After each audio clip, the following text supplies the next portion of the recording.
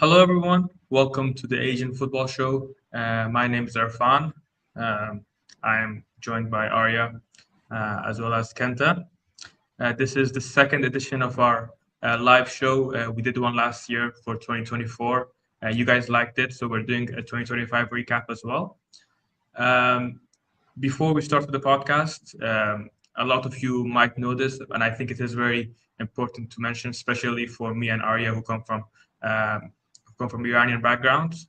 Right now in Iran, there are nationwide protests against the government, and I think it's very special we mentioned this because the Iranians are fighting just to live a normal life. They're risking their lives every day, and we just want to say that we are with them, and they are in our thoughts. And Arya, would you like to say Yeah, anything as well?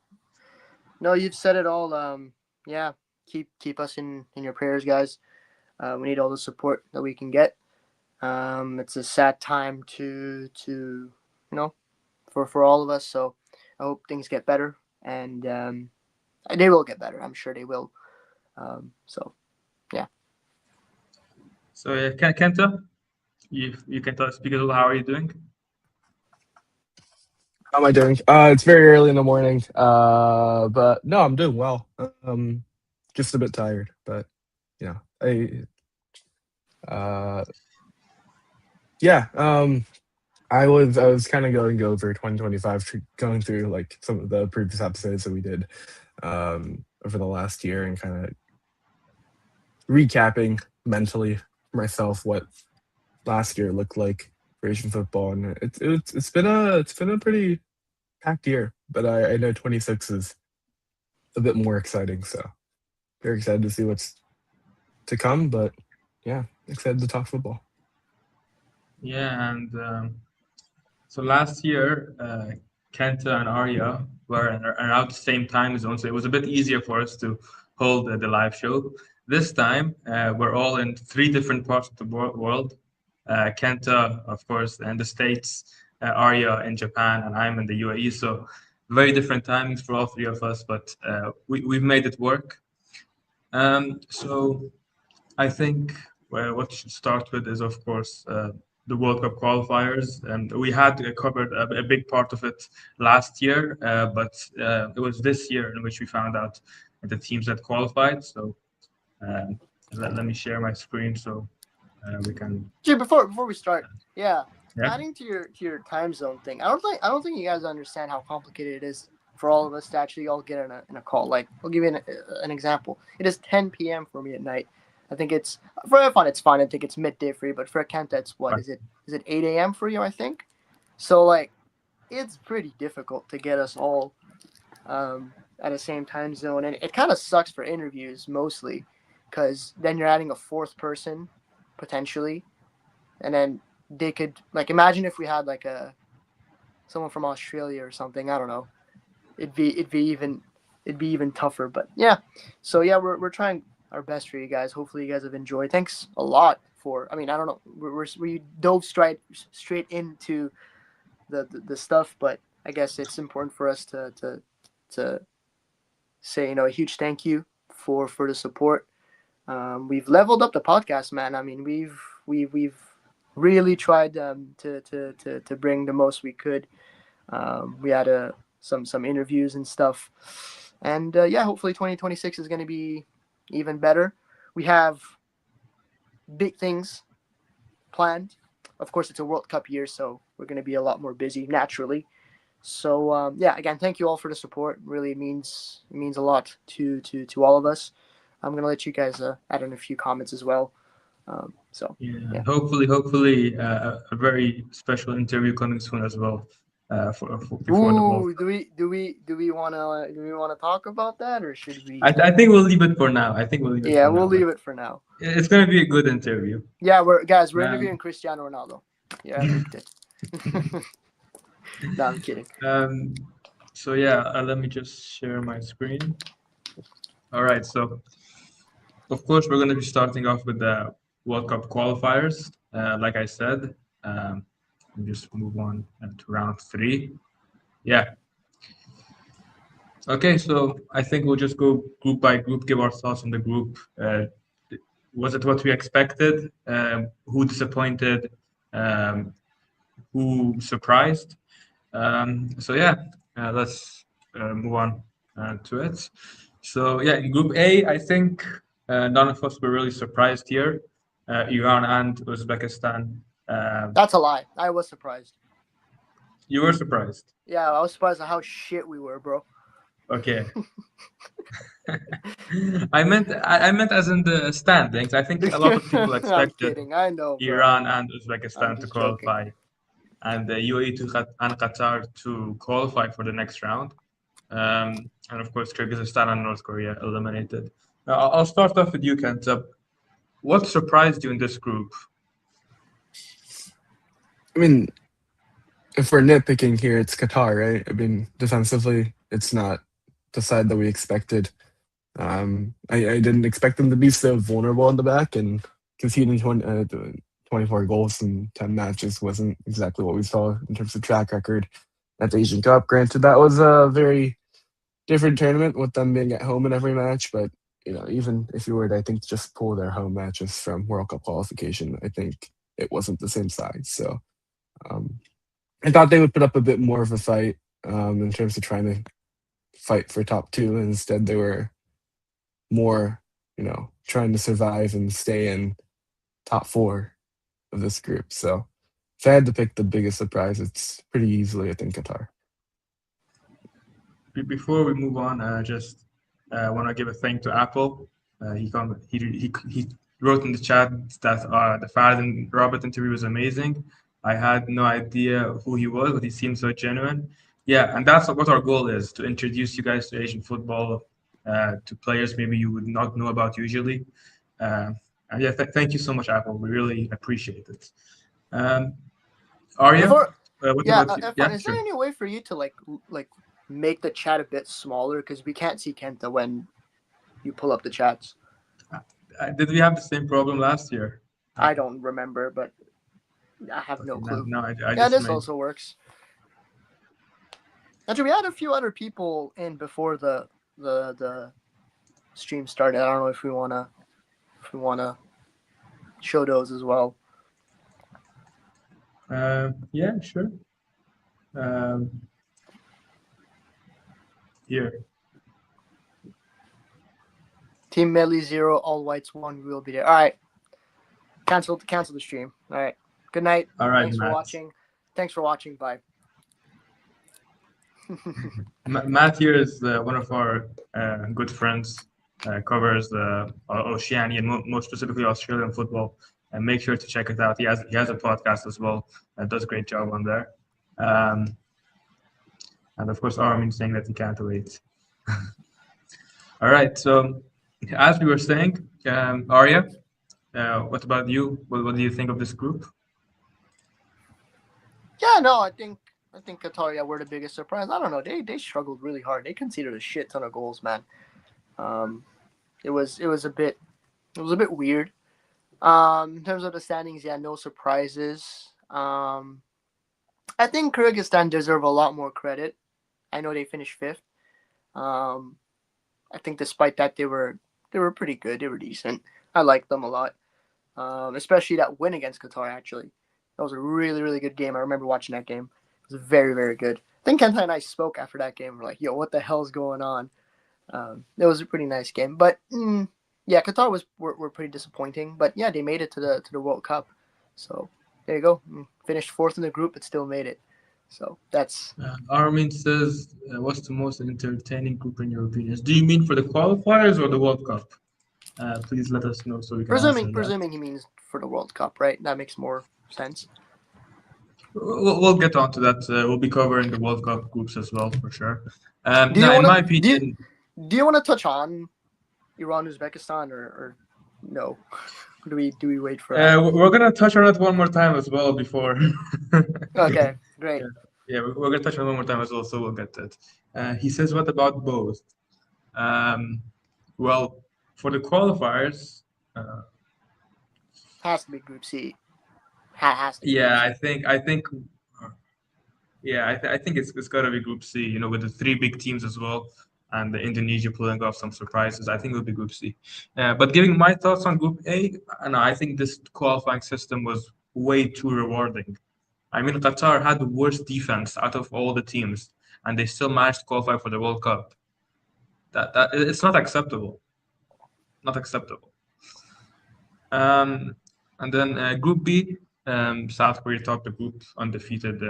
I think no surprises here. But I think a lot of people would have expected Iraq to qualify ahead of Jordan, but Jordan finished second. They did very well. They qualified for their first ever World Cup after a great year.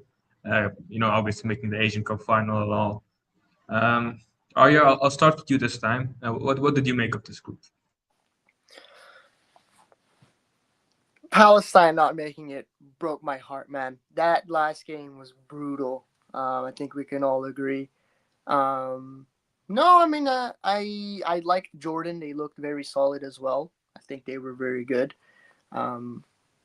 Iraq are technically still able to qualify, right? I'm sure we're going to mention them in a bit. I know we all made fun of their group, and I think we will still make fun of their group. I mean, even if they make it to the World Cup, Jesus Christ, do they have a mountain to climb on? But yeah, no big surprises, I would say. I mean, it was always going to be between Jordan, Iraq, and Oman, I think. But yeah, Palestine not making it genuinely broke my heart because it was just the way they got out was just cruel. Like it was just cruel, man. But yeah, that's very Asian football, controversial penalty at the end for Oman. Mm-hmm. Kenta, what do you make of it? Yeah, I mean it was close if you kind of look at the table as a whole, right? But I thought South Korea weren't as convincing as I kind of expected them to be for a pot A team, all things considered. I know they went undefeated. I view probably like Arsenal's Invincibles run in the same light. Like it's not as significant of an achievement. I don't care as much as I think people care about losses if you're drawing half of your matches. He's not wrong. Sorry, Kenta. They were not great, but they're still the back-to-back Asian Cup champions until next year. Both Japan and Iran bottled against Qatar. We're genuinely like, what the hell, bro? Yeah. Pisses me off. Anyways. But yeah. He said, I think Japan and Iran are the only one. Yeah, Kenta, go on, sorry. Yeah, I think South Korea, like, post-Asian AFC World Cup qualification, like the friendlies they had in the U.S. were more convincing than they were during World Cup qualification, which I don't know what's going on there, but I think they'll still do fine at the World Cup. But I was slightly underwhelmed by their performance. I don't think the 22 points is necessarily indicative of how well they performed. I thought some of their matches were a bit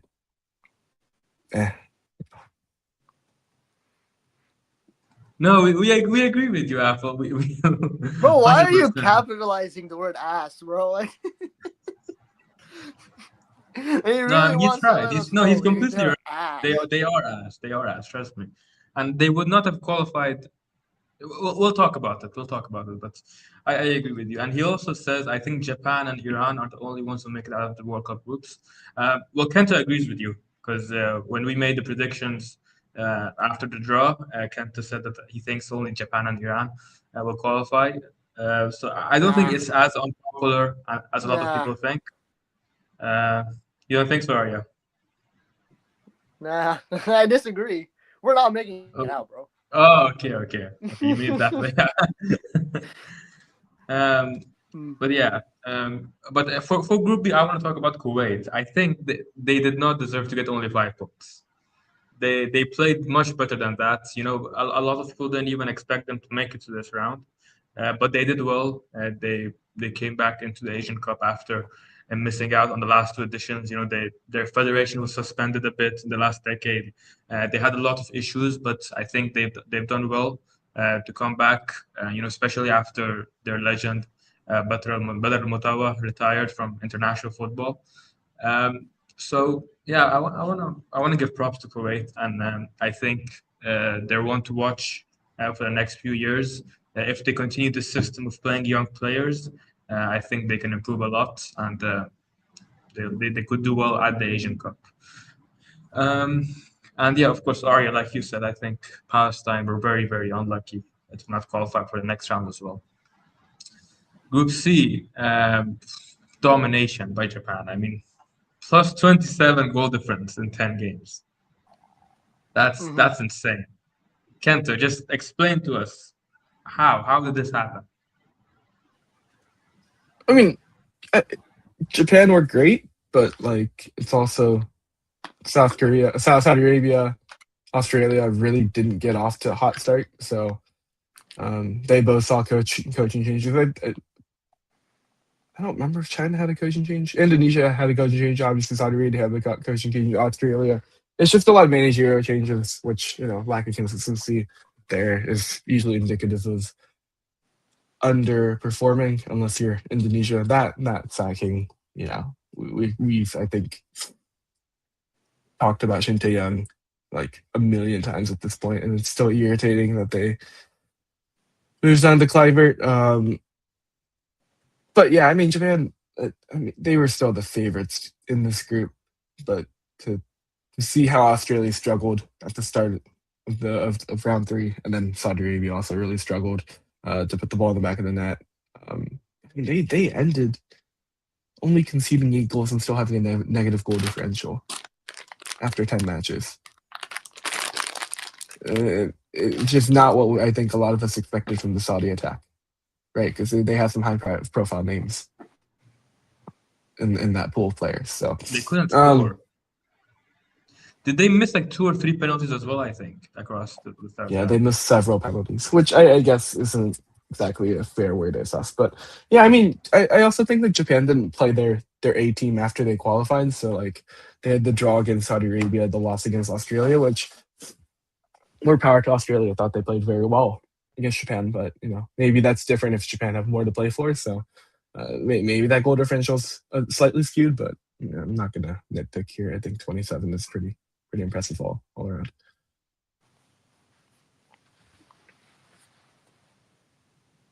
I think you're muted, bro. Yeah, my bad. We have a question from Neymar8948 here. Yo, Neymar's in the chat. Do you think Iran, South Korea, or Japan, the big three, have any chance of ever winning World Cup one day? Not Iran anytime soon. Not anytime soon, I'll say that. But I think the closest out of these three, or any Asian team in the matter, is Japan, and I think Arya and Kenta will agree with me here as well. So, you guys have anything to say about this? I mean, yeah, hypothetically, that was the word I was going to use. Hypothetically, I don't think it's going to be anytime soon. But like, the thing is, like, it says one day. So one day can mean in 200 years, bro. Who knows what football is going to look like? But I mean, what Japan has their football project, right? How many years is it, Kenta? Can you remind me? I forgot. Is it 50 year project? 50 year, right? So, I mean, you can see how Japanese football has tremendously evolved over the past few years, like tremendously. We're gonna come back to this in 50 years when we're all in our 70s.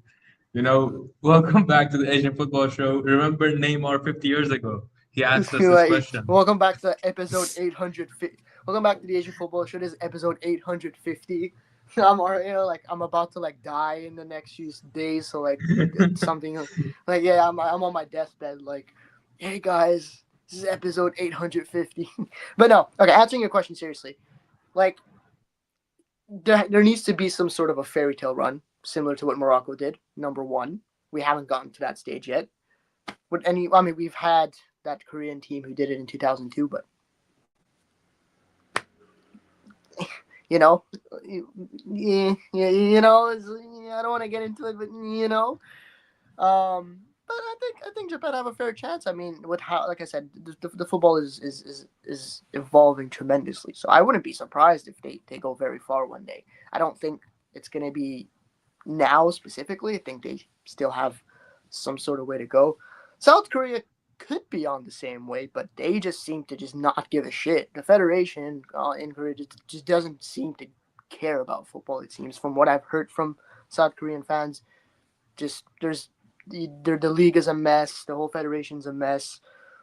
And Iran, I'm not even gonna fucking get into it, bro. Like, no. The answer is no. It's a solid no. I'm curious to see what Kenta thinks, because I mean you're Japanese, so you're probably seeing it from a different eye than I am. So, yeah, let me know what you think. I mean, I think the right answer in this question is Japan. Not to toot my own horn, but I think the biggest thing with this is just how J League is structured. It's if you've paid attention to like transfers of players out of J League, you probably would have seen that a lot of players leave J League for very cheap. And that's by design in J League, to get younger players exposure in European football, and that's to the benefit of the national team, right? And I guess some of the like the U23 teams and the U20 teams to have players playing in higher level competition in Europe.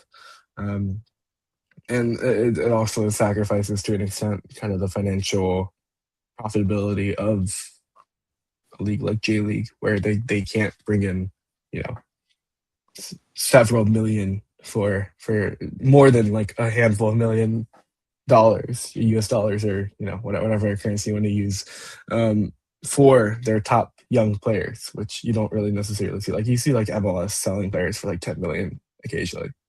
You're not going to see that ever, I don't think, in J League if they're going to Europe, and that's by design. And I think the federation in Japan at least have that. I guess Arya already mentioned the 50-year plan, but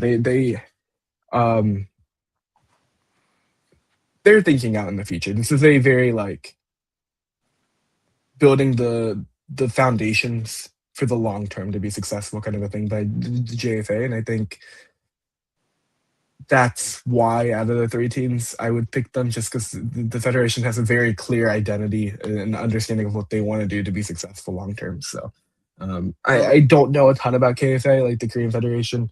I've heard a lot of complaints, as Arya said as well, about how they've, especially K League, has kind of been structured, and kind of the current crop of national team players. I've also heard a lot of complaints, but people like to complain, so I don't know how seriously to take those complaints as legitimate. But yeah, I don't want to always be picking my own country as the country to succeed, but at the same time, I feel like it's again, a fair like, place. we could be saying all this, and then one day one federation just changes completely, right, and then starts going to the right direction. So like, it might happen in the future. It might not. It might not necessarily be one of the big three as well. Yeah. Maybe Australia. Maybe Saudi Arabia. It depends which federation steps up first. Yeah. And the guy Neymar said that I'm from France and I'll be supporting you guys from far. Hopefully France wins. Thank you for your support. You're from Brazil, bro. I don't know what you're on about. You're from Brazil, bro. We appreciate it. Okay. So, it's just absolute domination from Japan here. I mean, plus 27 goal difference, 30 goals scored in a group in which you have Saudi Arabia and Australia as well. It's crazy. And I think, was it you, Arya, who mentioned that, or Kenta that mentioned that Australia had a bad start? It was Kenta. It was Kenta. Yeah, Kenta mentioned it. Yeah, they started off with a loss against Bahrain at home. At home, and Bahrain didn't win a single game after that as well. So, just insane. So, but yeah, Saudi disappointed me. Like I said, Kenta, just 7 goals in 10 games for a team like Saudi Arabia, with those attackers, the likes of Salah Shahri, Salih Al-Tassari, and these players. It's very, very disappointing. They should be doing better. And I know they missed the penalties, but it's not just that. Even if they scored like 3 penalties, they'd still have 10 goals in 10 games, which again is very, very bad. And Apple says disagree. I think Saudi are ass too. Okay. What? Okay, Oh do my you God. think like all national teams are ass or like? I like how I he mean, again, he's capitalized not ass. wrong here. He's not wrong here. Okay, I'll give him that. But yeah, I don't know why he has to capitalize the ass every time. Uh, all Okay. right. So unless, yeah, I think we'll move on to the fourth round. Mhm. A lot of drama here. Um, this is the round in which the two ass teams qualified according to Apple.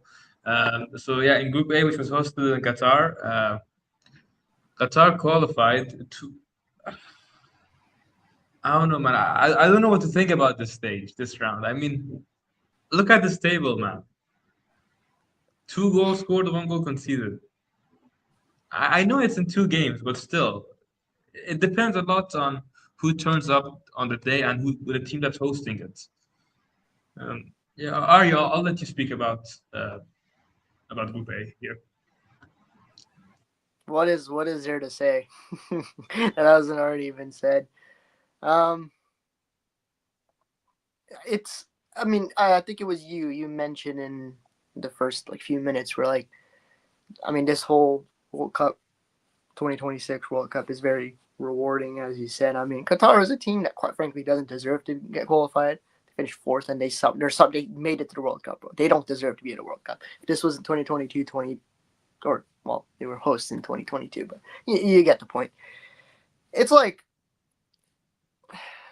and also, I mean, the UAE weren't half bad during the qualification. That they just like sabotaged themselves quite literally at the end with who was it? Is it Yahya Nader, I believe, who conceded that pen? Who was it? Was it him? Or got a red card? Am I mixing up my players Against here? who? Against Qatar or Oman? Man, am I I mixing can't up my players remember. here? Got a red card or a penalty? Gave away a penalty? I think he gave away a pen, Maybe. right? That was against Iraq. Really against Iraq. Ooh, yeah, Oh, another gave away a penalty. I'm mixing up Yeah. my teams. But yeah, you're right. It was against Iraq. God. Yeah. I'll let Kenta take it from here. I don't have much to say. It's just any of these three teams could have made it, and it was Qatar. Like, do you know what I mean? Kanta, do you think Qatar deserved to qualify for the World Cup? Yeah, only because they got the most points in their group. I think this whole format's stupid, but Yeah, exactly. um, Exactly. I can't be saying, oh, they didn't deserve it because I don't like the format. I don't think that's a fair argument. I can argue for there to be a different format, but then until that change happens, it's like, well, like every team is playing in the same format. So I get that the hosts had quite the advantage. They were hosting all the matches. They were got the most amount of rest between their matches. Um, I think that's ridiculous, but also, like, what are you gonna do? Like, like that's the game that's being played, and um, like I there's not much else you can do. But they still went out and got the results they needed. So they still, I suppose, deserved it. I mean, Group But B I on the other really hand, don't like the though. format. Group B on the other hand, Indonesia. There's man, it's such a sad thing to see from what they were building something so special to like them just not even being close, like not even sniffing it. I mean, I don't know. I know Kenta has much more to say about Indonesia. I've seen most of your tweets and stuff, but I think it's just sad in it. What they And became in Kluivert such a got short time. sacked as well, right? Yep. Everything went downhill for them after the sacking of Shante. I mean, Group B is still. I'll give it. It was better than Group A. I think it was more entertaining, and I would say Saudi are a bit more deserving than Qatar just because of the very difficult group that they had. Um, but still, I mean, the format is bad, like you guys said, and in Indonesia, yeah, disappointing as well. Should have been should have gotten at least a point in these 2 games, in my opinion. Kenta, what do you think? Yeah, I mean, new Indonesia coach, if you're John Herdman, former Toronto FC, former Canadian national team coach. So we'll see how that goes. I'm not the biggest John Herdman guy, but maybe he can turn around. Who knows? Yeah. Um, yeah. I mean, again, the host just has such a unfair advantage, but that's the game. I guess if Oh, AFC wants to play favorites. respect my goat, John Herdman, bro. Respect my goat, my Canadian goat. He's not Canadian, but my Canadian goat. He's Yeah, English. he's English, right? He is. Yeah. Guitar installed your ass, but Oman are mega ass. Okay, but this guy just. Fair I enough. think we know what his favorite word is. But I also want to talk about Iraq. I think it's completely on them for not going for a second goal against Indonesia. Which if they did, then all they needed was a draw in the last game, which they did get. But yeah, they sat back after bleeding, and I've said this several times as well before. It's not the first time I'm saying it.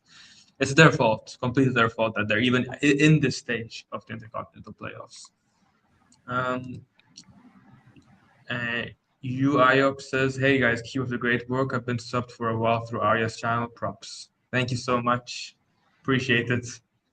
Um, all right, so yeah, moving on from Group A, from the fourth round to the fifth round, which was a playoff between the two runners-up teams, and UAE played against Iraq.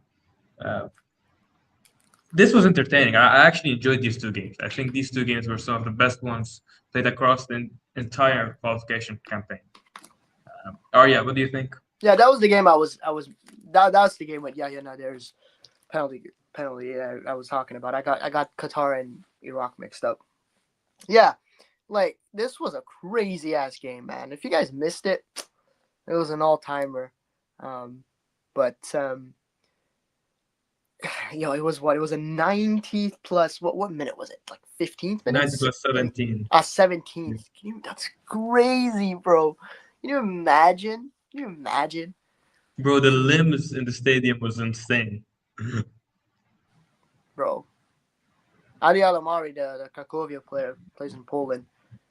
You got to be cold, bro. It was a great penalty as well, by the way. Yeah, Amazing exactly. penalty. Like you gotta like have balls of steel, man, to go out there and do that. I don't know. Imagine though, like being Iraqi, man, and when like I would probably pass out if this was Iran playing. I genuinely, bro, my heart beats when we're fucking doing penalties against Cape Verde. Imagine if we were in this situation. I'd probably genuinely have a heart attack, bro. So, yeah, props to Ali Alamari, man. Good stuff. And yeah, I mean, we're gonna talk about it now. Iraq advances to the Interconfederation playoffs. Kenta, So yeah, what do you make of the playoffs? It was entertaining. I thought both matches were close. No duh. It was a one goal difference between the two. This was, in my eyes, much more entertaining to watch than round four. But it's a shame that the winner is, if they play well in March, will be in a group of death at the World Cup. Yeah, and The I think fruits one of of the their main labor factors. will not be very rewarding in that sense. I think the main factor that made these games entertaining was because they were home and away. You know, they were played. It was neutral. It was fair, and I think that's what made it very entertaining. We saw like 30, 40,000 fans in the UAE and more than 60,000 fans in Iraq. It was amazing. I was there for the first game in Abu Dhabi. It was amazing. I've never seen a crowd like that in the UAE in my entire life. Um, and yeah, as well as the game in Iraq, of course. I mean, even though UAE took the lead, the Iraqis didn't back down. They were cheering their team on, and it was worth it then for them. But is it worth it? I mean, we've seen their group. We've seen their group, but before we cover that, let's talk about their playoff. So yeah, they've advanced to the playoff final, and they're going to play against Bolivia or Suriname, and I think it's a very, very um, favorable tie for Iraq. Arya, I'll come to you. What do you think? I remember seeing a graphic of, I think it was between Iraq or Congo being the favorites to qualify, which makes sense. It's favorable. Yeah, Bolivia and Suriname are two beatable teams for Iraq. I think they should take it. So it's just about being the best team that day. Make no mistakes, no stupid red cards, nothing like that. Go all out, give your 200%. Qualify. That'll be the first time that they qualify since a very, very long time. Am I correct in saying that? So hopefully for Iraq Yeah. it does happen, and then we'll see them play against some three very interesting teams, to say the least. Kenta, do you think that it's a favorable draw for Iraq? Yeah, I mean, these teams that are in this stage, like all of them have had plenty of chances to not be here and have already qualified. Yeah. So form isn't really going to be the biggest factor. I guess Jamaica out of the group, if I'm really going to pick, I think playing the Masters in Mexico, they're gonna be able to bring a lot of fans. I think already being in CONCACAF, and when their players are playing well, they're one of the better CONCACAF sides. So I guess that would be out of the non-top 2 FIFA ranked teams that Iraq could have faced. That would have been the team I didn't want them to face as much. Mm-hmm. But I mean, Bolivia is still, I think, a strong team overall, and Suriname could. I don't really know who's going to win that match. I'm being honest. I guess favorable. South American teams, technically, because I think Suriname are around South America, right? But they play in CONCACAF. Yeah. Yeah. No, I think it's like you said, playing Jamaica and Mexico would have been difficult. And I think Iraqis should be happy with this draw. I mean, to be fair, any draw would have been good for them. I mean, none of these 4 teams I think should cause problems, but I think Iraq should be beating them at least on a neutral venue. So yeah, good luck to them. Before we move on, let's take a look at some of the chats. Not that much into Asian football, but learned a lot. All I know is that Iran and Japan are the best. Yeah, but who lied to you, bro? Yeah, who lied to you? Japan fucking suck, bro. Who lied to you? Yeah, man, exactly. Like, yeah, Japan are not good, bro. Yeah, okay, nah, bro, Iraq are us. Okay, yeah, fair. We should get this guy on a podcast one time and just be like, "Hey, bro, what do you think?" They're ass. They're not even in the same path, bro. This guy's New Caledonia for the win. They're not even in the same path. Yo, speaking of New Caledonia, I think both of you know what's coming up next. My GOAT, Nicolas Coutran. I love you, the bro. goalkeeper. You're a sick goalkeeper. I think we'll cover the U17 Asian Cup, was it? World Cup, was it? Later on. Maybe we'll see him. Who knows? I feel bad for facing Iraq, but maybe who knows? No, bro, you don't feel bad. France. You're licking your lips right now. You're not. You don't feel bad. No, you don't feel bad. You saw that group and you're like, well, actually, no, you have a tough group if you're French, but Iraq should be the least of your problems in that group, my friend. Also, I think you missed a chat. I think a good friend of mine, Chad, that is a Chelsea fan, I believe. So hi to you, my friend. Hopefully you're doing well. So hello. Yeah. Hello. Yeah, can we just skip the Cafe Nations Cup? I beg. Shahadat, where are you from again? I need to tap into Asian football, but my country is generally so bad. There's always hope. There's always except hope. if you're Iran. Except if you're Iran. Yeah, except if you're Iran. or like the team like Afghanistan or something. I don't know. No, India, bro. Like it's going so bad for them. They don't even have a league anymore. We need to have a serious conversation about India. I mean, we always mention it like whenever they play, like they finished third here in this tournament. Yeah, we'll talk about them. Yeah, but anyways, Arya, I know you can't wait to speak about this. You're very excited. But yeah, the Cap second edition of the Cap Nations. Oh, you're from Bangladesh. Okay, no, but they've been doing well recently. Not even that bad. I mean, Yeah, you guys have gotten two players who play outside, right? Hamza Chaudhuri, and then Shamit there Shaw. was that one player yeah, he plays in Canada, was it? Yes, yeah. Yeah, he plays in Played for Canada. my local club. Yeah, exactly. Um, all right, so as I was saying, the CAF Nations Cup took place in Uzbekistan and Tajikistan. Um, let's just cover this quick. I mean, in Group A, yeah, here we had Uzbekistan, Oman, Turkmenistan, Kyrgyzstan. Uzbekistan qualified for the final in this group on goal difference. They won against Turkmenistan and Kyrgyzstan and drew against Oman. Um, but I think they played with a fairly rotated team in the first game. I'm not sure. Um, but yeah, and then in Group B, Iran qualified for the final as well, playing very, very badly in all three of their games. Uh, so yeah, Arya, what did you make of the group stages?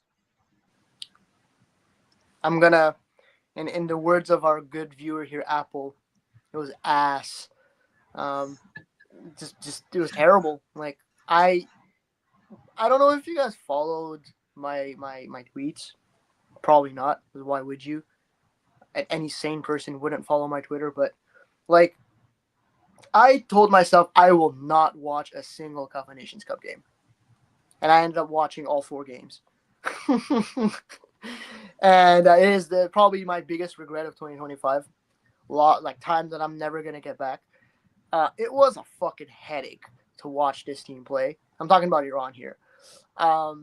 I think India, on the other hand, I mean, I know we just said they were terrible, but like they were pretty good. Like they showed that like they had something going for them, in my opinion, They, at they beat least. the hosts. They beat Exactly. Tajikistan. Like they beat Tajikistan, which is it's a huge result for a team like India. That's huge. So in a But in a, then they in a lost 3 stadium, 0 to Iran. but even in that 3-0 win, we weren't great, bro. I mean, we were shit, and we probably didn't take. I mean, I'll talk about this in a bit. Let me start with India. I think India we're not that bad, to be honest. Um, so can you show me the other group, please, if you may? Yeah, and then a team that I was a little bit disappointed in was Kyrgyzstan. I don't know. They didn't win a single game. Um, they weren't. I don't know. Like the Kyrgyzstan that we saw fight for World Cup place just wasn't there. The hunger just wasn't there for me.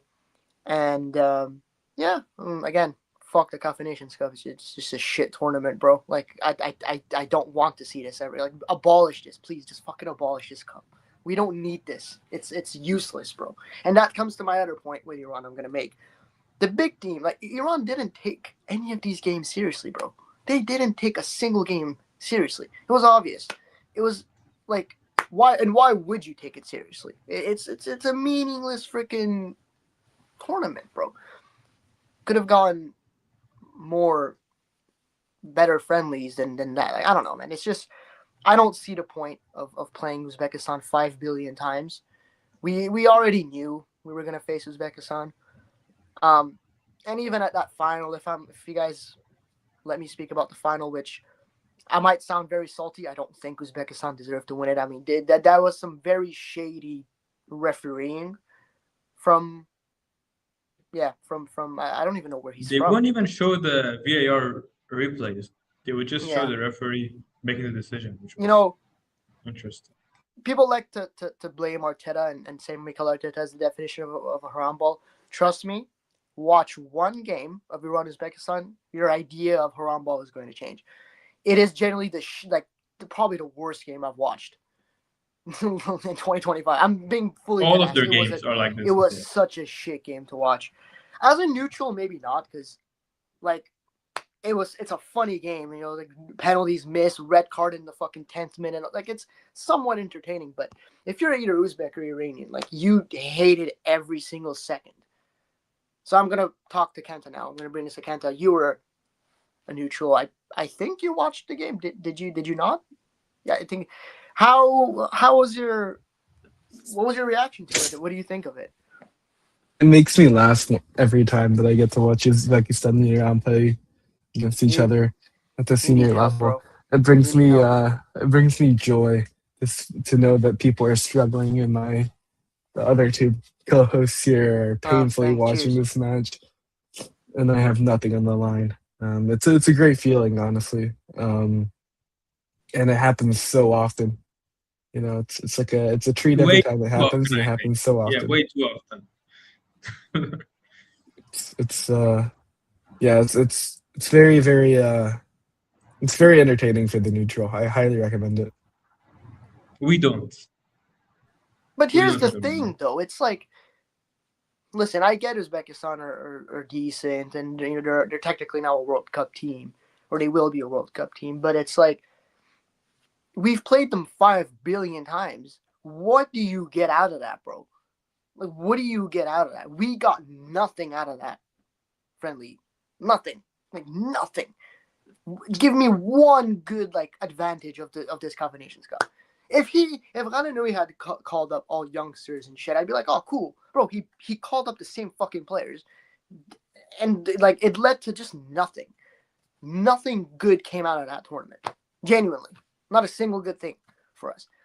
I think if you're India or like Oman or Kyrgyzstan, Turkmenistan, etc., sure, it's a great tournament for you. But like for Iran or even Uzbekistan, it's just a meaningless tournament, bro. It's a waste of time, waste of space. And fuck Amir Khaninoui. Like, he's the one to blame, bro. Like, who else is to blame but Amir Khaninoui? Just destroy the tournament. I agree with you there. It's very useless. Abolish it, bro. It's so useless, man. Or you know what they could do? I mean, finally, Apple says a team aren't bad. This Uzbekistan and Loki aren't bad. Yeah, they're not bad. We know. We agree there. Or it could be something like the East Asian Championship, which we're going to cover now, where Japan and Korea, they sent B teams, right, Kenta? I think. Yeah, they sent B teams here, and I think it was much better. You know, you're able to see new players play. Yeah, it's just Well, to be fair to Iran, we didn't send our main team. There was a lot of new guys, but yeah, but a they lot of were players all were injured. That was the main reason that he called that up too. But the players that we sent weren't even young players. They were bums, like bro. Like fucking Maridaliari.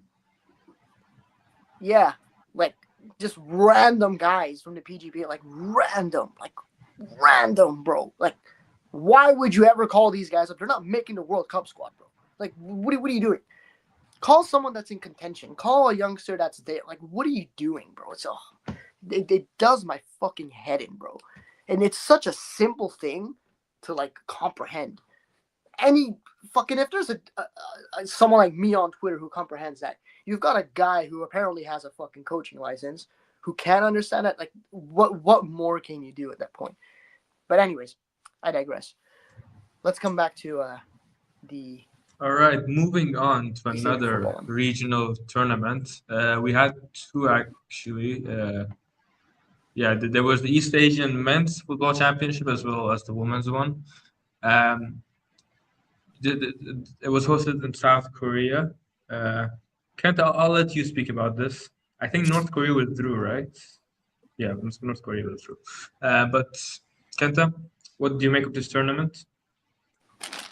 Yeah, you mentioned how this competition features a lot of non-first team players. It's because it doesn't happen during a FIFA international window. It's not like it's not any. There's no other reason behind that, and that's why the Korean Federation and the Japanese Federation in particular are going to draw a lot of their players from their domestic leagues. You get a lot of K League players, a lot of J League players playing because those leagues can afford to, give up some of their top younger players for a competition like this, but you're not going to get them from Europe. That's why you have these secondary teams. No, I thought overall is okay. I mean, I've never been the biggest fan of this competition as a whole, but um, yeah, I mean, Right, if we're German looking with at the 5 goals. yeah, um, I believe he some got touching Did five forward. China? in. No, he got like Sorry. 4 goals in one game. I think it was against. Uh, fuck, I watched it too. Hong Kong, I think it Yeah, was. against Hong Kong. Yeah, Yeah. No, Hong Kong. Yeah, there you go. There you go. yeah. I mean, no surprises here as well. If we're gonna be honest, Japan first, South Korea second, China third, and Hong Kong fourth. So yeah, I'm not a big fan of these like regional tournaments, except maybe the Asian one. I think that's the best one out of all of them. And on the women's side, South Korea won it.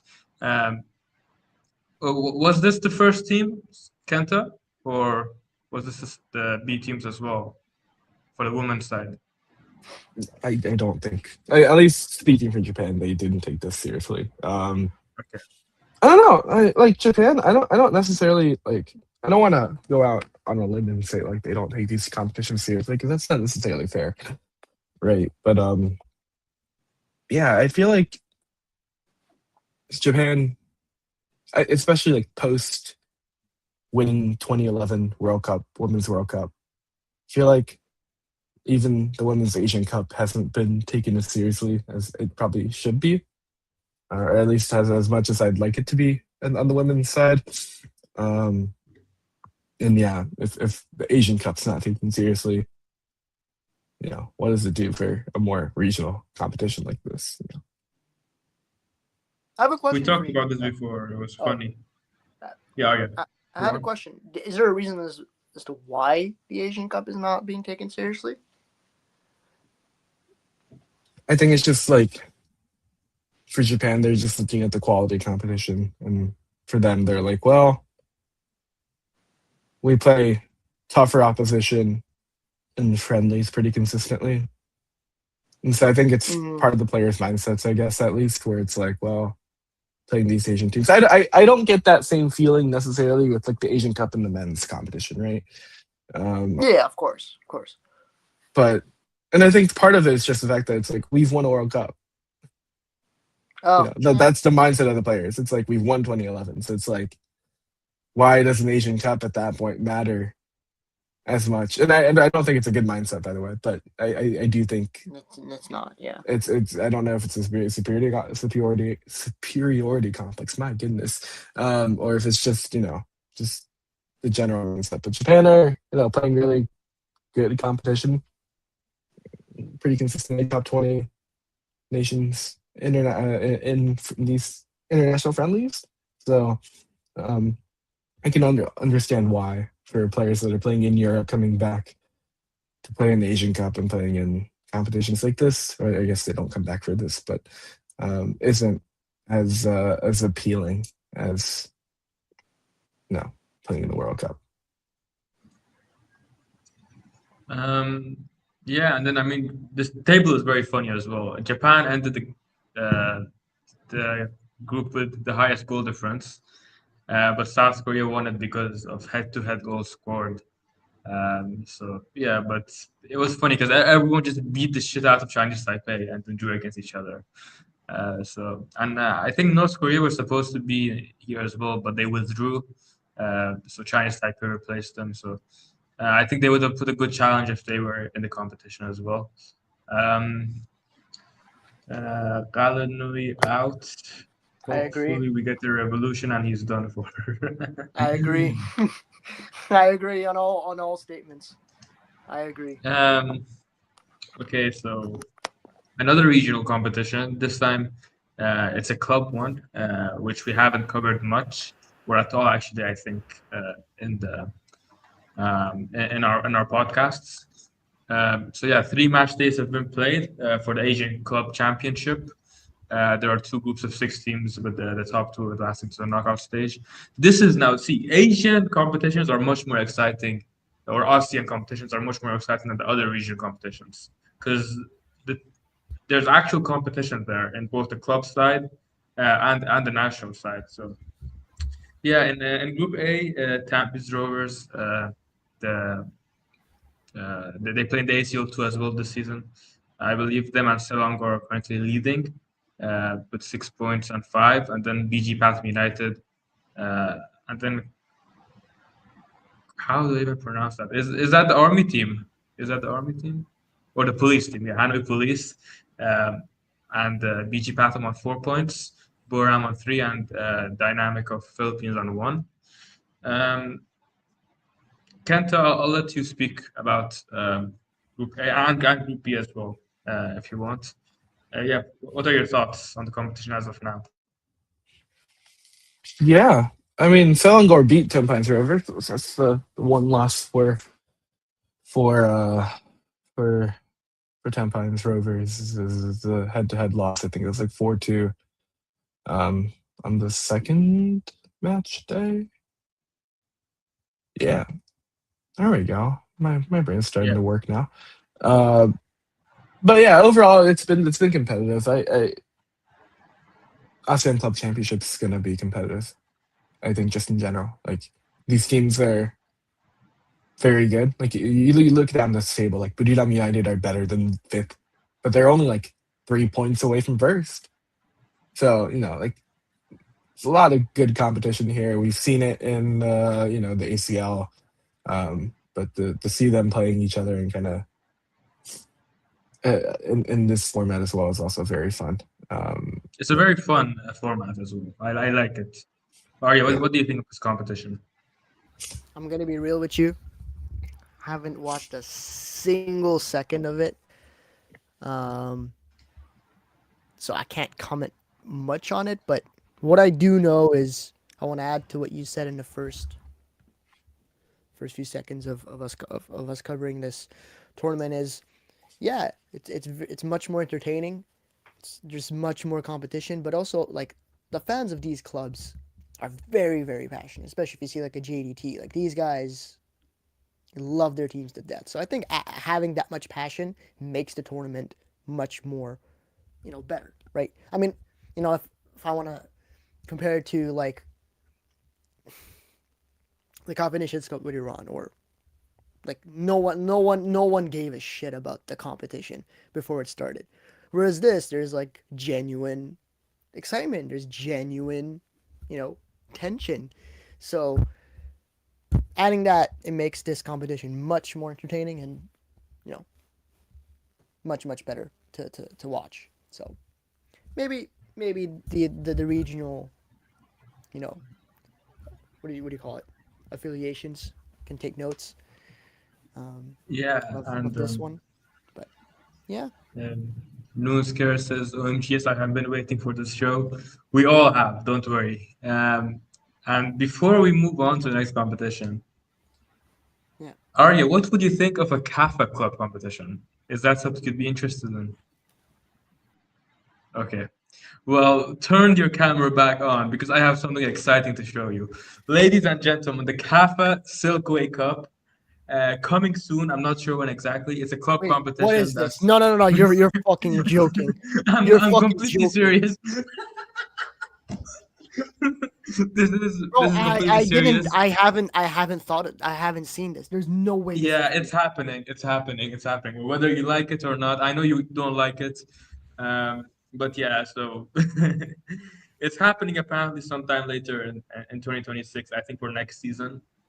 Um, your favorite club competition?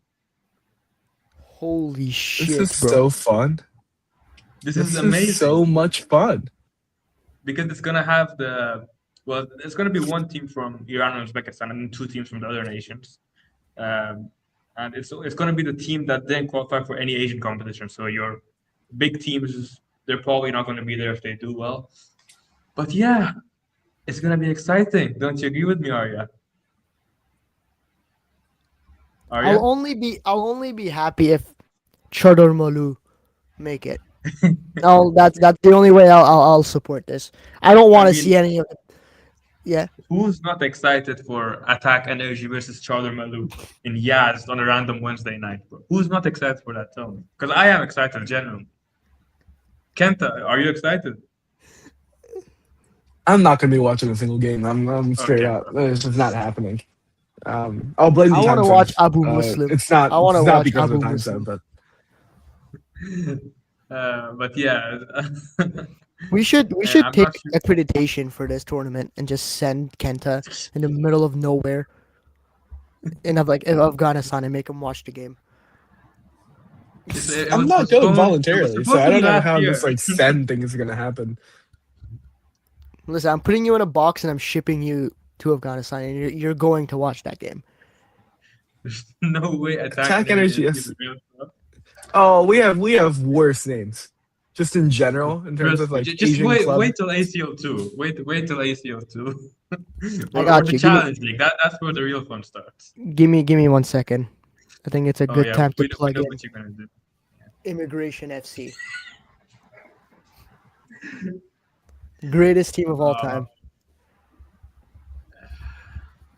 and of course Abu Muslim. This is Um, like you were like you were making things up, and then you actually bring this tournament up. Like, did you make this Wikipedia page? no, I didn't. For your history, you can check it here. I didn't make it. It's an actual competition, and it was gonna happen last year. Yeah, but it was postponed due to lack of sponsors. Yeah, thank God. I hope it gets postponed again. I hope it gets postponed again. Oh my God. They couldn't get mixed drinks to sponsor them, so they had to postpone it. Speaking of mixed Um, drinks, it's time. I think it's time for a. it's time. It's time. It's time. It's time. I want It's Kenta time. to do a promotion because we've been doing it, me and you. I want Kenta to do a promotion. Yeah, It's your let me turn, bring buddy. the drink, then you can do the promotion. Yeah. The visible confusion in your face. Oh, I can't wait. But yeah, Kappa Silk Wake Up. How have you managed to make a shittier competition than the Cup of Nations Cup? How do you even how? It's crazy.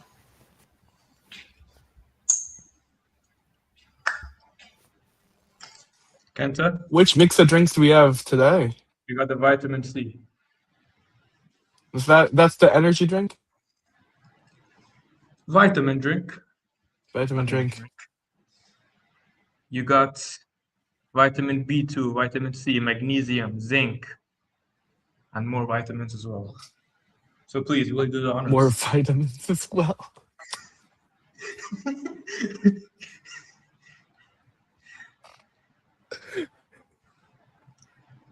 Is there a flavor to it? Give us some tasting notes. Good flavor. That's the flavor. It's just good. It's heavenly. Are you guys ever making merch? Why did you say that? I don't think so. Why did you worry about the laugh when?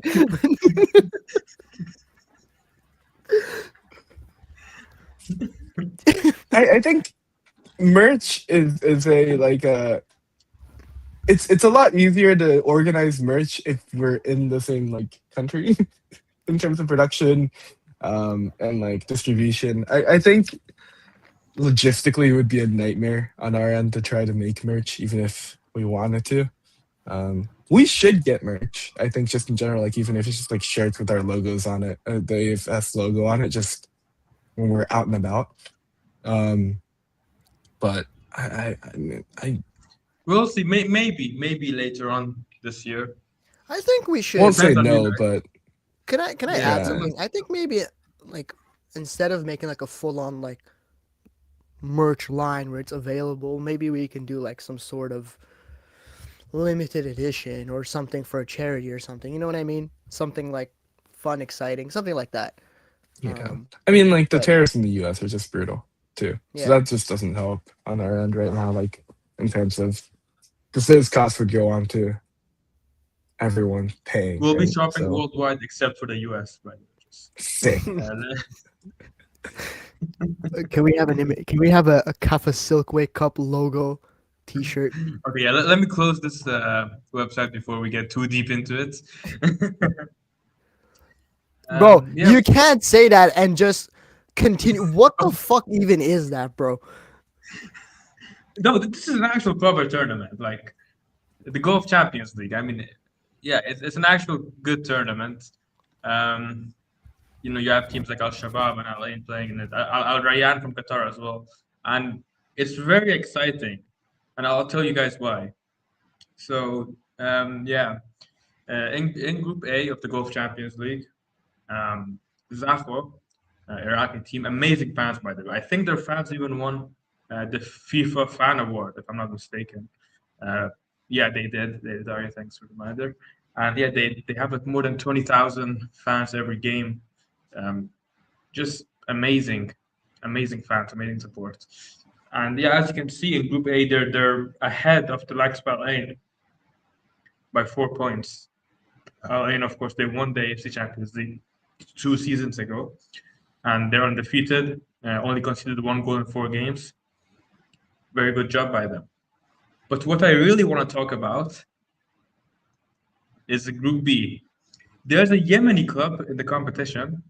I don't even think the Yemeni league is organized anymore. So I'm not sure where they train or where they play their games. But they beat Al Shabaab of Saudi Arabia. And Al Shabaab were playing their main team as well. And that's just insane to me. So yeah, I'll let you guys speak about this. Arya, I'll let you start. Bro, I What do you didn't make even of know this? this fucking tournament existed. I don't have anything to say. Like, but that's crazy though. Yemen, like a Yemeni club. I can't recall the last time I've seen a Yemeni club play. That's interesting. Very, very interesting. You don't see them play unless it's in the Golf Champions League. Hmm. Last season as well, we had the Yemeni club, but they didn't do well. They lost all their games, but they won against the Saudi League team, and that's insane to me. And they weren't even playing at home; they were playing on a neutral venue. I mean, of course, with the situation in Yemen, they can't play at home. Mm-hmm. Um, Mm-hmm. but yeah, it was insane to me. And of course, completely domestic players, and they beat Al Shabaab. With they have some national players. They have a lot of foreign players as well. It was a huge win. Um, and they also got a draw against Al Naft that way. So yeah, they've been doing well. Kenta, what do you make of this competition? Or have you even watched anything? I don't think you have, No, but yeah, of course. no. What do you make of the competition? Um, Seems fun. Uh, if Arya needed even more reason for the Silkway Cup to happen, here's proof, living proof that a club competition can be very, very entertaining. So I agree with you Watch completely. Erfan close this tab and just show just another more obscure tournament. Ready? Bro, I beg. Okay. All right. Good. Okay. We got a good tournament this time. We got something normal finally. We got a normal one. um, Holy shit. Okay. What's up? Yeah. So let's move on to the FIFA Arab Cup. Fantastic tournament held in Qatar this time as well, same as the last edition. Morocco won the tournament with a not a local team but a complete B team. So they had 0 players from their AFCON side, and they still managed to win the tournament. Just shows how insane their team has become. Their depth has become, their quality, the facilities. It shows that the Moroccan Federation's work has paid off. But we're not here to cover Morocco. We're here to cover the Asian teams. So let's start. So, of course, in the qualification, yeah. So Kuwait qualified. They beat Mauritania 2-0. Syria qualified. Palestine qualified. Oman qualified. Bahrain qualified. But Lebanon and Yemen, unfortunately, did not. Yemen, very, very heartbreaking loss. They were winning 4-2, I think, until the 90th minute or something like that. But then Comoros scored 2 last-minute goals, which was insane. And then they managed to win with penalties. I mean, you can separate this tournament into the qualification and the main tournament alone. It was that crazy. But I think the game that we want to talk about here is Oman, how Somalia were able to take them to penalties. And Somalia are, I believe, the worst ranked team in the competition, if I'm not mistaken. Yeah, 201st in the FIFA rankings. So, yeah, I'll start with you, Kenta. What did you make of the qualifiers? Anything you want to talk about? Um, yeah, I mean, none of these matches were truly one-sided, were there? No. Yeah, I don't have a ton to talk about, honestly, on my end. Arya? I don't have anything to say, but I have something to show you. Yeah. This. Absolute cinema. Absolute cinema. That's me when I see the Kappa Silk wake up, by the way. All right. Bye. Yeah, I want to talk about something. I want to talk about this Carlos Queiroz terrorism we saw against Somalia. Bro, I'm sorry, the guy was defending towards the end against Somalia. You know how insane that was? It reminded me of prime Iran, like back in 2018, 2014 against Argentina.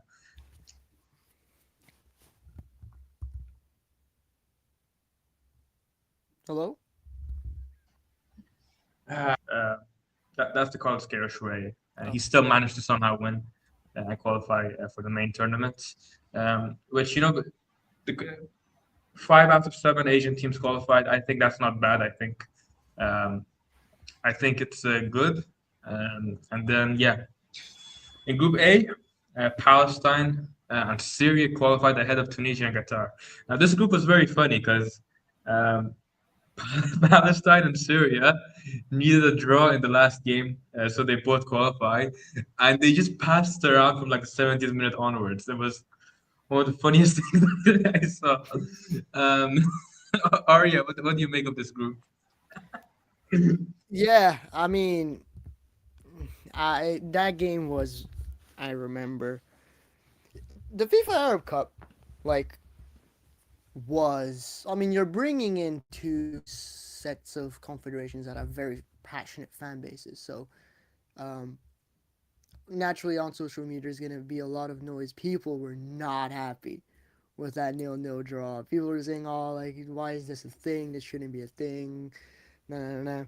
Which I understand. Like, it's it's not football, but at the same time, it's just so funny. Like, when do you ever see something like that happen?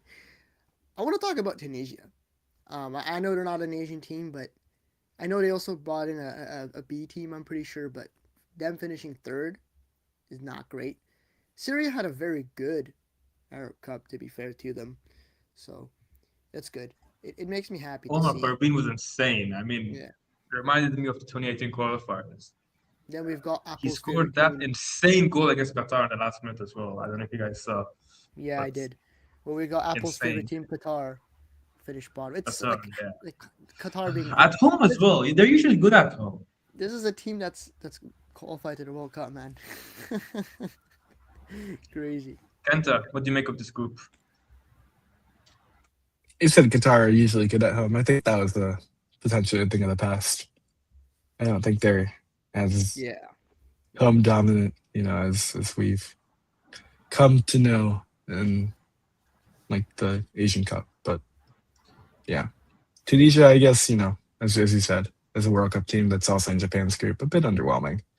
But They just sacked their coach recently, by the way. yeah, After their AFCON exit. So trouble brewing. Yeah, I mean, I'm sorry, but like, let me show you guys something. Okay. Yeah. Share screen. let's look at the chat as well. I'm seeing a few comments. Yeah, Fruki Drink said I came from Arya's tweets and I subbed as well. Thank you so much. We really appreciate it. Yeah, I want to show you guys this. This is Syria and Palestine celebrating together. after they drew against each other. I'm sorry, but like, is there no one to tell them that they can't to do this, or is it just allowed? I mean, it was nice seeing them celebrate together, but man, Yeah. it was funny. It was very funny. Um, yeah, but I think contrary to what a lot of people predicted, um, Palestine and Syria qualified to the next stage. Moving on to Group B, um, Morocco, of course, finished top in this group. Saudi second, Oman third, and Comoros fourth. See, this is what I mean. Like Carlos Queiroz terrorism. How do you draw 0-0 with Somalia, and then you go on to draw 0-0 with Morocco as well? Like I don't get it. Like it's insane to me. It's Carlos Queiroz, bro. Carlos Queiroz.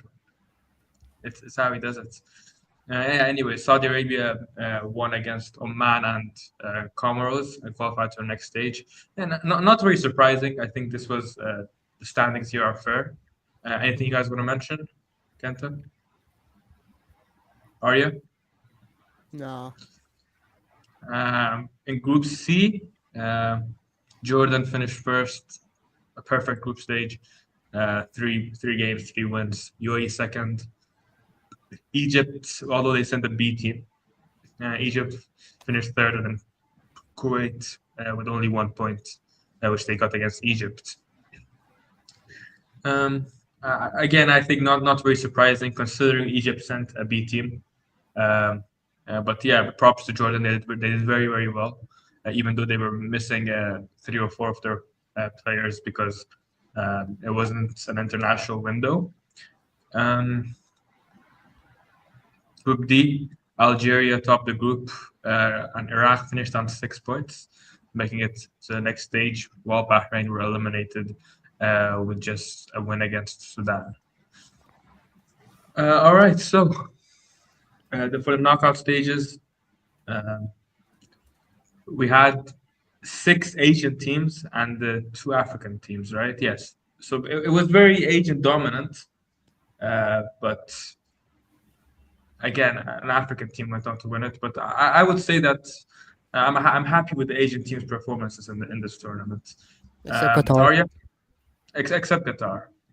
What do you make of it? Yeah, no, it's cool. It's very positive for the continent. I like it a lot, and I mean, there's no shame in losing to Morocco or Algeria. I mean, 2 of the best teams and one of the best teams in Africa, especially Morocco. But no, it's very good, and I think the UAE, if I'm not mistaken, they beat Algeria too, right, on pens, which is They did on penalties. sick result. So like you've got plenty of good results here from the Asian side. So yeah. Also Syria, I think they narrowly lost to Morocco too. So it's like 1-0. yeah, it's very good. It's just positive stuff. There's not much. I mean, I know Morocco and Algeria brought their B team, but I mean, with the quality that they both have, it's still a very solid showing from the Asian sides for me. Yeah, and Kenta? Also scored the third place match did not happen. Did you guys say? Yeah, it didn't Saudi happen. and UAE played the first half. No, they played the first half, and then the weather was so bad that they couldn't continue. So they just both shared the third place.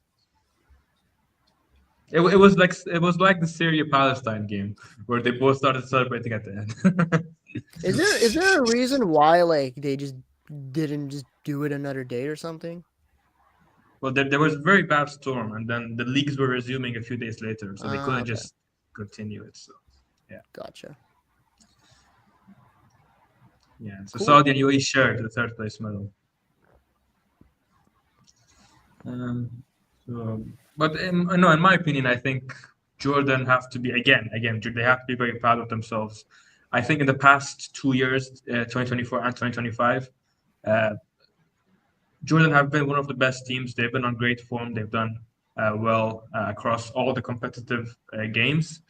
Making the Asian Cup final, the Arab Cup final, qualifying for the World Cup directly. So yeah, And even in the Arab Cup, like I said, they were missing some of their better players, and they still almost won against Morocco. I believe they conceded a last-minute goal. They conceded in the 88 minutes, and then in the 100th minute, an extra time to lose the game. Good on them. I mean, they beat Saudi Arabia and Iraq as well. Again, Jordan beat Iraq. So another rivalry renewed. Also, the attendance in this tournament was amazing. I mean, it felt like a World Cup. Like, for example, Palestine versus Saudi, 77,000 fans. That's amazing. And I hope we see more of this in the future. So, moving on, let's move on to the club competitions. The AFC Champions League Elite. So we'll start off with last year's knockout stage, and then we'll move on to this year's league stage. So, yeah.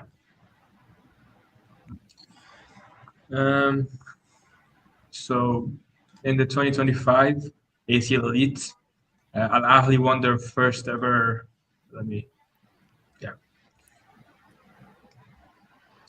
Al Ahly won their first ever title, beating Kawasaki Frontale 2-0 in the finals. Arya, what did you make of that Al Ahly team at the tournament? They were really good last year. Very, very good. That was the year Ivan Toney, I believe, joined. It's a complete beast. Yeah. I think for me, the biggest game that they had wasn't the final. It was actually the quarterfinal against, I believe it was Gwangju. And Gwangju was a team that was performing pretty well. Oh no, that's Al Hilal. Sorry, fuck. I'm mixing up my teams. Nevertheless. They played against Buram in the quarters and then Al Hilal in the semis. Right. That Gwangju game, I remember that very vividly. Because Gwangju was a team that was doing pretty well, right? And then they just got destroyed against. Oh, I remember that game. That was a funny 7-0. one. Yeah, 7-0 is crazy. And then they did meet in Jeddah. Oh, I remember that. Yeah, cool. Yeah, no, Al Ahly. I mean, I think they deserve to win it. They were far better than Kawasaki Frontale. It was a huge advantage, though, that it was in their own home city, not only their home country, but in their home city as well. Yes, precisely. I mean, this which is something that we want to talk about as well. It's a reoccurring problem now. I feel like it's in Asian football. I mean, you don't see that much in other continents. It's really becoming a problem where lots of how can I put this in a good way, not a good way, but in a comprehensible way. Like, it's not something that should be happening. If it happens once or twice, every once in a blue moon, sure. But it seems like that sort of hosting issues are really becoming a problem for Asian football, I feel like. And tons of people are complaining about it, and rightfully so. But, yeah. Kawasaki Frontale beating Al Nassr was very good, too. And the way that they won it was very good. So, yeah, it was fantastic. I think Kenta can tell us more about Kawasaki. Yeah, it was a fantastic. They did very well in this tournament. Yeah, I mean, I expected an all-Saudi final. I think everyone did. Everyone did, 100%. Yeah. Yeah, I mean, they played well.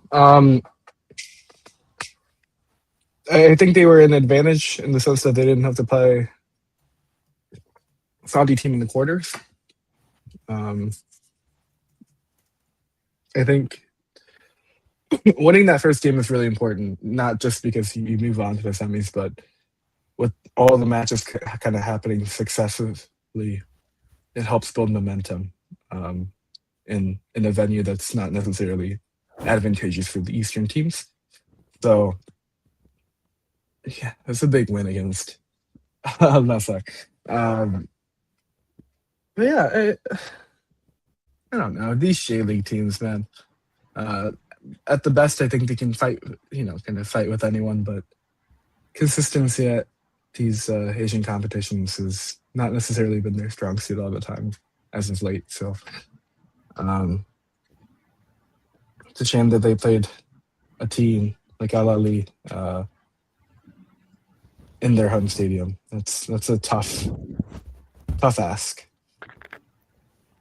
Apple says Saudi teams are just always going to win, man. And I agree. I think with this format, it's okay. If one Saudi team slips, fine, but we're going to have a second one and possibly a third one as well, who are probably not going to slip. So yeah, it favors them a lot, who are already at a big advantage considering the players they have.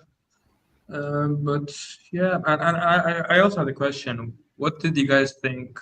We talked about the centralized system. What about the league system? Because it was introduced for the first time last year, where you had two leagues of 12 teams. Did you guys think that was a success, Arya? I'll let Kenta go first. I'll have to think about it a little bit. It's a very good question. Um, yeah, I think this is the same kind of conversation I was having with the UEFA World Cup or Champions League. Sorry, what in the world? UEFA World Cup, Where man. when when the format was introduced, I was not a fan, right? But I think it works. I really think it works. I I mean, you saw some surprises in there, right? I think in isolation, especially in the East, you probably expect the K League teams to do better than they did. Two of them didn't qualify. Probably don't expect someone like JDT to finish third, but again, like I think the format allows for more matches against different competition, right? Because you can't play the teams from your same nation in the same not really group. I don't know what that draw was called, but yeah, they were not good. Yeah. For me, the biggest surprise was Lane.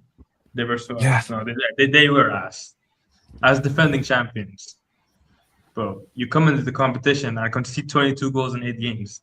Not a single win. Yeah, bro, they were extremely ass. I agree with you. I think this is a W ass comment right there, Ran. WS comment, yeah.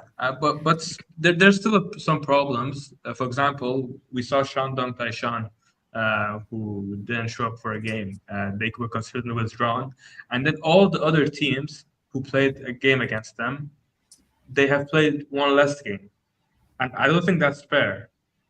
I mean, it didn't affect the table much, I believe, this time, but let's say it happens in the future because it's been happening a lot recently in Asian competitions where teams withdrew. Mohan Bagan. And yeah, I think UEFA have a system in which they give like average points of a team from that pot against other pot. And I think maybe the AFC could do something like that as well. But yeah, man. Disappointing format. um, but yeah, moving on to this season's ACL Elite, which we've had 6 match days played. We'll start off with the West. 4 teams have already qualified after 6 match days: Al Hilal, Tractor, Al Ahly, and Al Wahda. And it's still a bit competitive for the final spots. Arya, I'll let you speak. What are your overall thoughts on this table? Yeah, I like it. I mean, you've got your usual Saudi teams that are doing well, like for the exception of Al Ittihad, who I think have been a bit underwhelming. For them to lose 3 games is a bit. It's not really usual. I mean, you'd expect them to be in one of the top spots. I think one team that would be or was a surprise for all of us, I think, would be Tractor. I think they've held their own. I mean, I would have never expected them to be second. I mean, they have some sort of quality, but for them to be above 2 Saudi teams is interesting. So yeah, good. The UAE teams as well, Al Wahda and Shabab Al Ahli holding their own. I think it's pretty cool. I mean, there's not like What about the much Qatari surprises. teams? Yeah, in the words of our good friend Apple in the chat, ass. But I mean, they're not like completely out though. They still have a chance to make it. So it's not completely over for them. But It's going to be difficult for them to get all of their teams the next stage. Maybe Aldo Hale, but yeah, it's not looking good for the coefficient as well because they dropped below Iran as well. So yeah, and then Nassaf also 0 points at 6 games. Disappointing because Pastakor actually did fairly decent. They didn't do good, but they made the knockout stages, which is always good. Kenta, any words on the West League?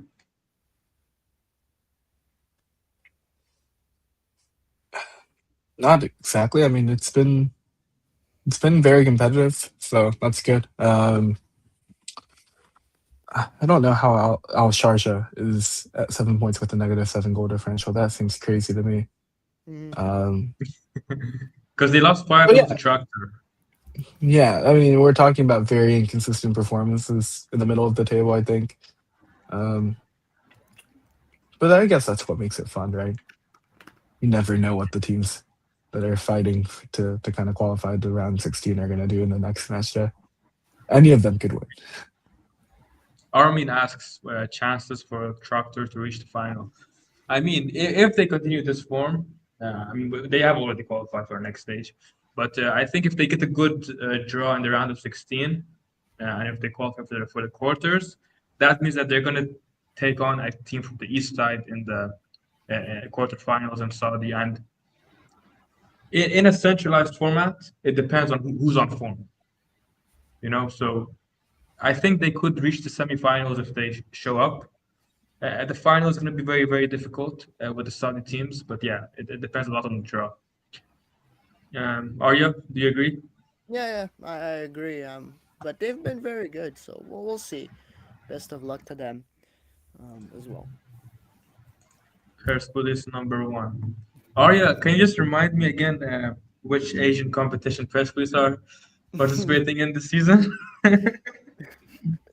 Yeah, you don't need to do them like that, man. Yeah, sorry, bro. All jokes, not. Um, Moving on to the East region, Kenta. I'll let you take over and let me know your thoughts. I mean, with all these Japanese clubs dominating, I think it's only fair. Yeah, so you have the three Chinese teams, and Xingdi Rosheng, Shanghai Shenhua, and Shanghai Port at the bottom of the table. You have the three J League Japanese sides, Vista Kobe, Machida Sylvia, and Sanfrecce Hiroshima. Kobe being the team that's already qualified for the round of 16. Melbourne City, we talked about how poorly they started this campaign. Since the start of the A-League, they've been in form. 3 wins and a draw in 4 matches after dropping first 2. They've moved up to 4th place and are the only team with double-digit points through 6 match days in the East alongside the Japanese teams. That's an impressive turnaround. You have the JD teams in the Burirans who were here last year. They're right around mid-table with 8 points, and flanking them are the 3 K-League teams, the 3 Korean teams, FC Seoul, Gangwon FC, and Ulsan HD. I feel like this is like pretty us. Melbourne's the exception to the rule. We haven't really seen these A-League teams do particularly that well in ACL competitions as a whole. Like part of it is, again, I keep touching on this, but like A-League's roster construction, kind of those roster restriction rules, and part of it is the fact that like they start these campaigns before the season's even started for these A-League teams. That's really difficult sometimes to make up ground when you're playing your first 2 matches against very good competition during preseason. You're not in form. You're not match fit. All these things, right? So it's really good to see them here. Hopefully they keep it up and they move on to the round of 16. That'll be a fun team to follow. The Korean teams kind of continually being like they haven't been Chinese Super League bad, but they haven't been great either. I mean, you look at FC Seoul, Sanishi, Gangwon. Is like that standard now? Chinese Super League bad? I mean, the Chinese Super League hasn't been particularly that good over the last couple years. They haven't In the been ACL too impressive. as well. Yeah. But like you add the 3 Korean teams, like their goal differentials, like add 3 all them up, it's a flat 0. They've been bang average in this competition so far. But yeah, hopefully, we see some good results from Purdue and JDT. We can see them move on to the knockouts as well. But yeah, Japanese dominance and a surging Melbourne City side in the East. Yeah, the first place fan said we have more trophies, bro. Yeah, so this is the Asian football show. Which is just a reminder for you there. If you want to show me your Asian trophy, feel free to do so. I'll be waiting. You know what my Instagram and Twitter is. Kenta is so biased, bro. What the fuck? Wait, what? I mean, By the I'll admit way, it. Like, I'm Japanese, right? So I'm going to be elaborate. biased towards the Japanese teams. But I No, mean, it's I fair though. kind I of mean, just they've stated been facts. dominating. It's fair. It's fair. Yeah. Yeah. I I don't know. wouldn't say Chinese biased. teams have been very underwhelming. If that's what you want to point to. K League, I don't know. Like each of them have 2 wins in 6 matches. Like they've all been bang average. Yeah. Like they've done well against Japanese teams at times, but they haven't consistently gotten results, and they've also struggled to get results against Chinese sides. So like you just look at it at face value, it's like, wow, there's just nothing overly impressive by these Korean teams. And I would say that JDT and Purdue United being in the same position as the K-League teams is a more impressive feat than what we're seeing from the K-League sides. But again, like the most impressive right now is Melbourne City, considering how they started. For me, the biggest loss is I won't get to see Lingardinho, my goat. He's leaving Seoul. That genuinely broke my heart, man. I really wanted to see him continue because he was doing so well, man. He was doing He so scored a goal well as well. in the Champions League. Yeah, he And scored a goal in his last game. Yeah. I mean, you guys have pretty much said everything. I don't have anything else to add. But for the Japanese teams, yeah, it's looking very, very good. And I mean, yeah, it's good. Melbourne City, shout out to them.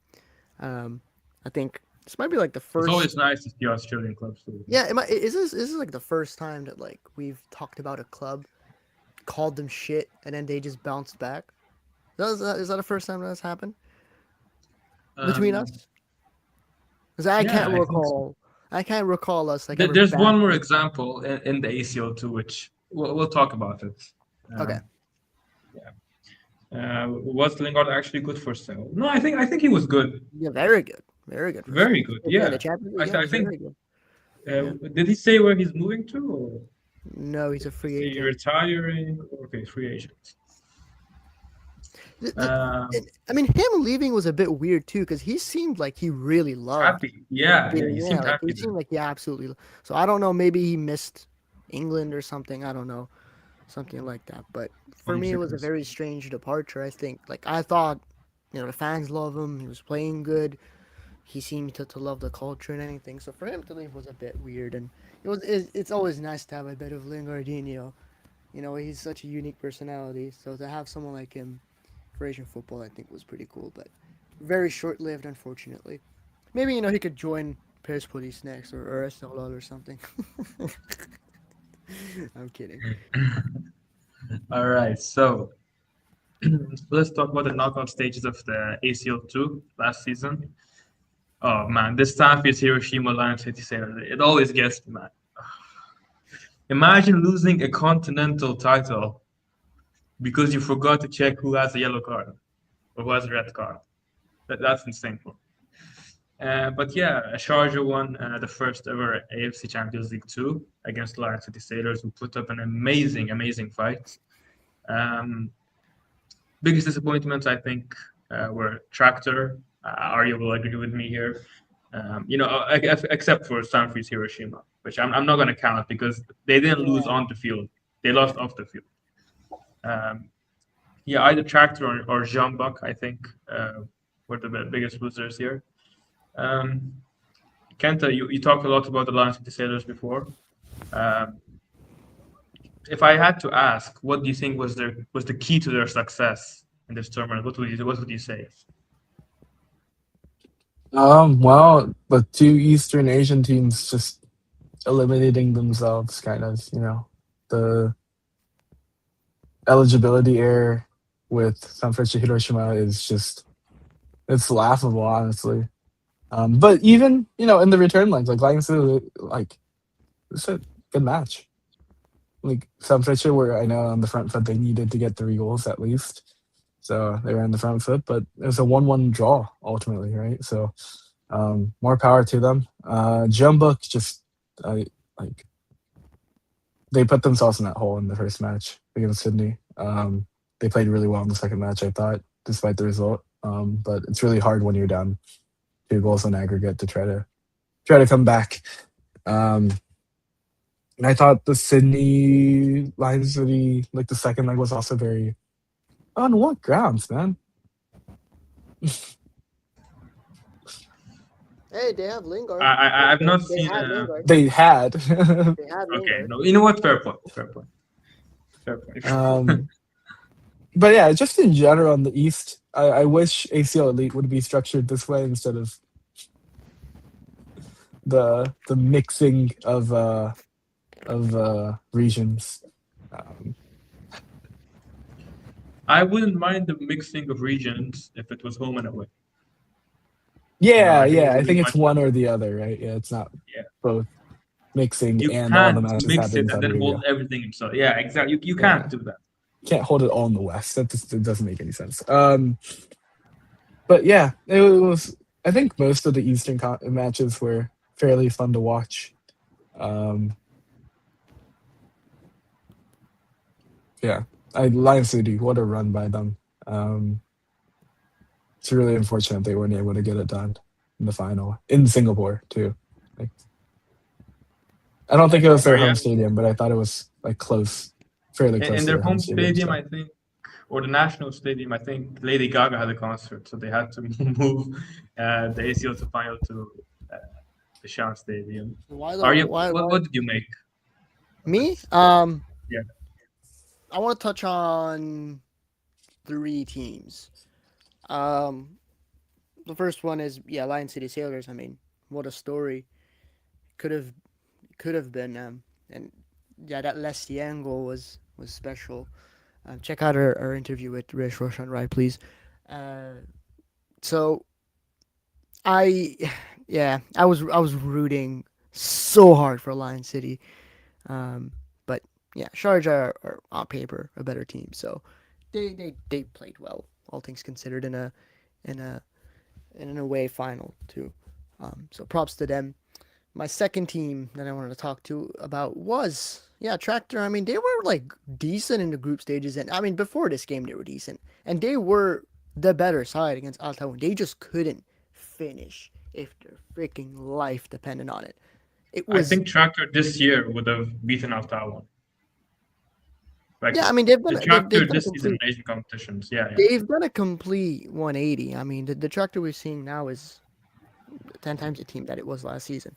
So I don't know what the hell Dragon Scorcher has done to the team. Good signings too, to be fair to them. So it's just disappointing. It was just really disappointing. And Shabab Al Ali too. I think they could have done better. They were doing very well before that Sharjah game, but again, when it goes to pens, then it's really a 50-50. But yeah,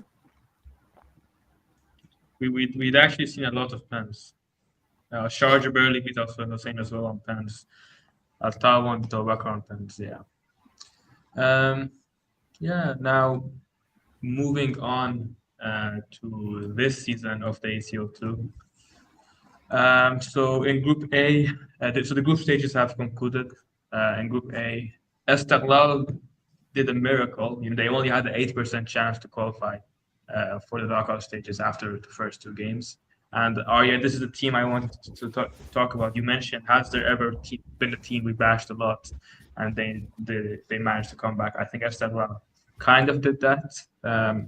They won against after there's 2 losses. They won against Al Wahdat. They drew away against Al Wahdat. They drew against Al Wasl, and then they won against Muharraq away. It was decent.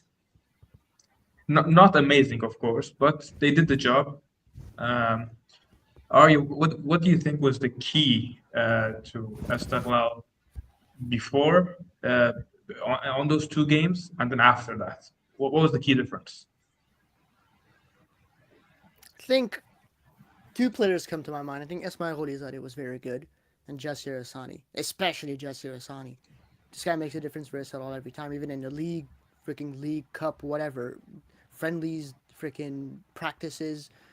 He's just a beast, man. So Razokini as well. He started playing after those two games. yes, Razavini as well. I think that's a crazy deja vu. I remember we spoke about him in the last live show. We had a full-on transfer market page on him. Man, crazy. And then he got to move to Esteghlal, and then all this happened. There you go. I mean, he deserves it. He's a good youngster. I think he's playing for the under-23 team. He got called up, right? He did. Yes. Good. So that's pretty cool. Yeah, good on his side. I would have been disappointed if they didn't make it out because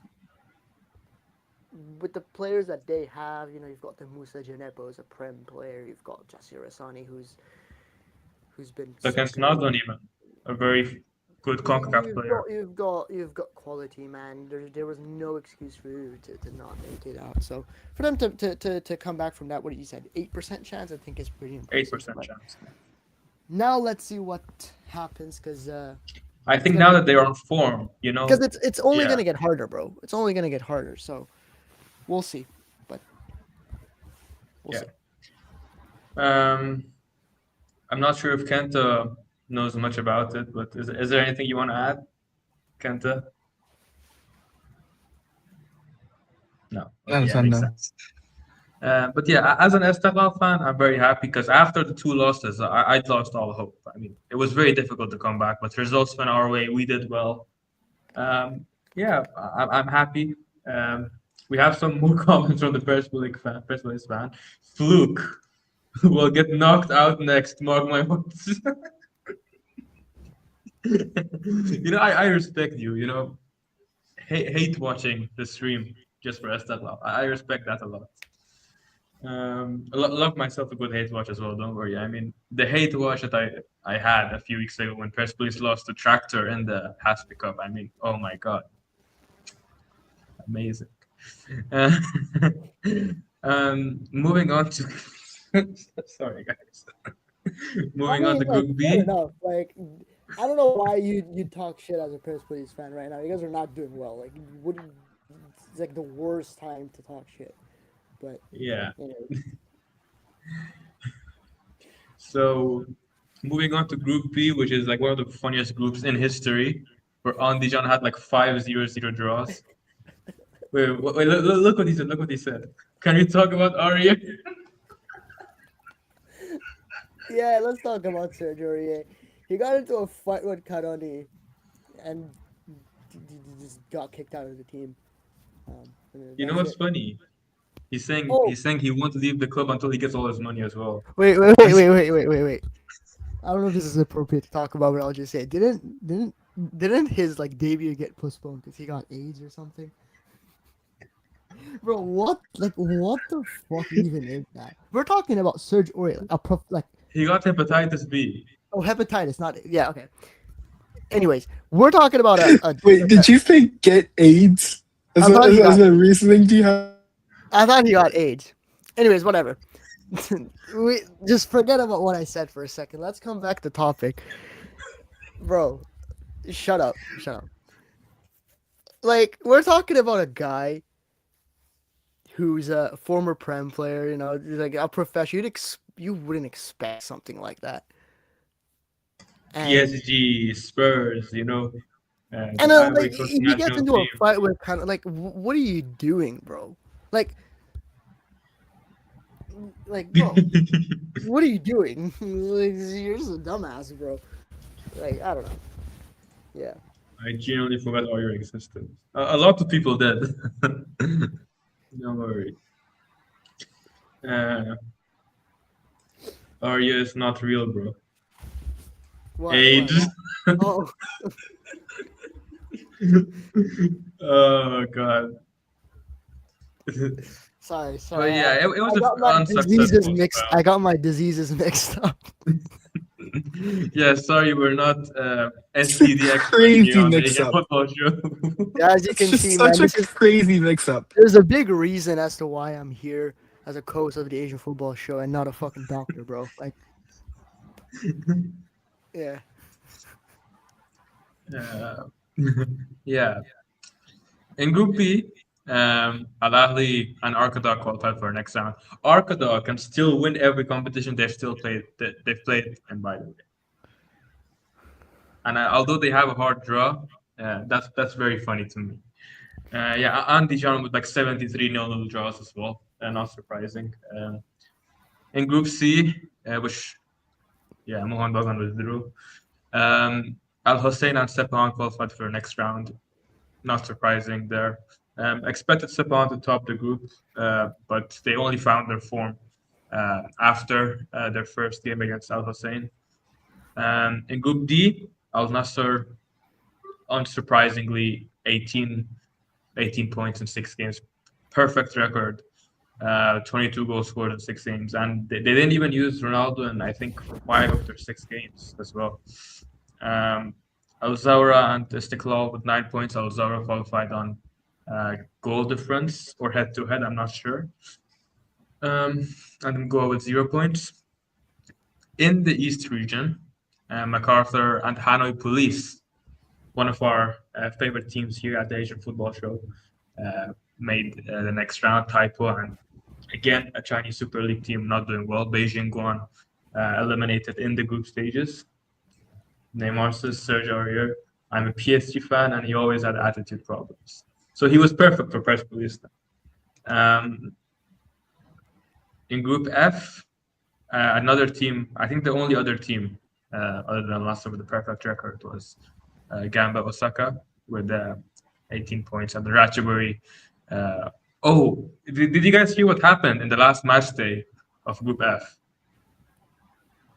Kenta, I think you know what happened, right?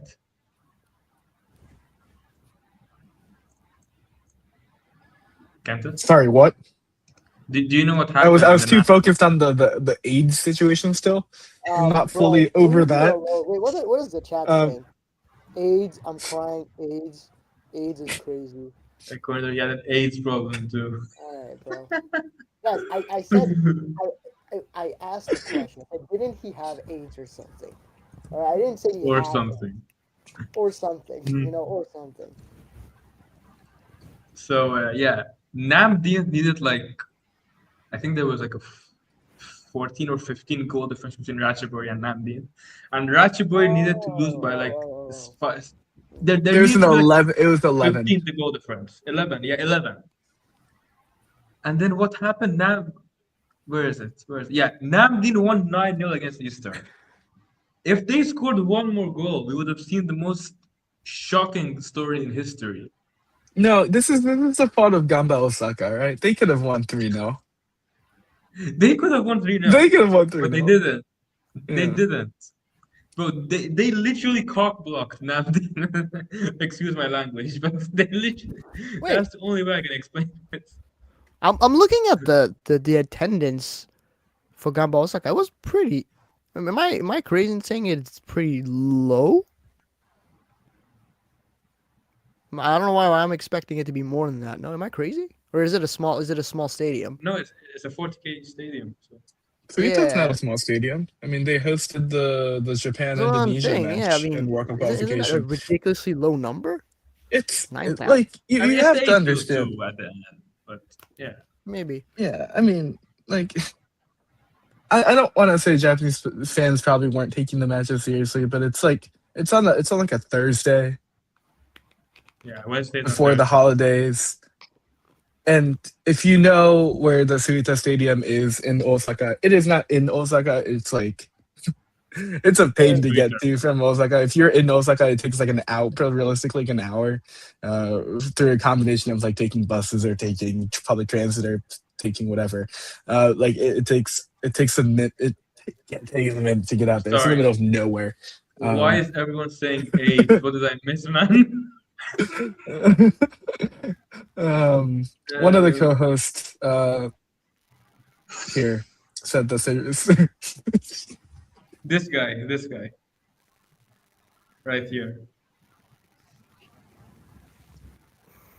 He said that. we were talking about Serge Aurier, first police player, and then Aurier's like, "Yo, didn't the guy have AIDS or something?" When he did not have AIDS, he had another test. He had hepatitis B, not AIDS. You know, Serge Aurier had it.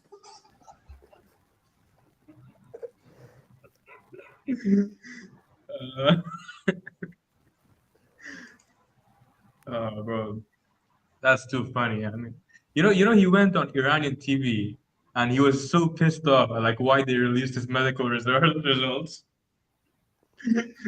He was like, "You have to respect my privacy." Oh God. Yeah, AIDS is no joke, you know. T9U, bro. Exactly, man. 29 United, bro. I Drop don't the think stick. I don't think anyone I has swear. ever called me T9. Please never call me T9 ever again. T9. I don't think anyone has ever called me that. T9U is officially your new nickname Oh, in my God. book. That Wait, I sounds can do like a, something very funny. that sounds like a disease name, T9U.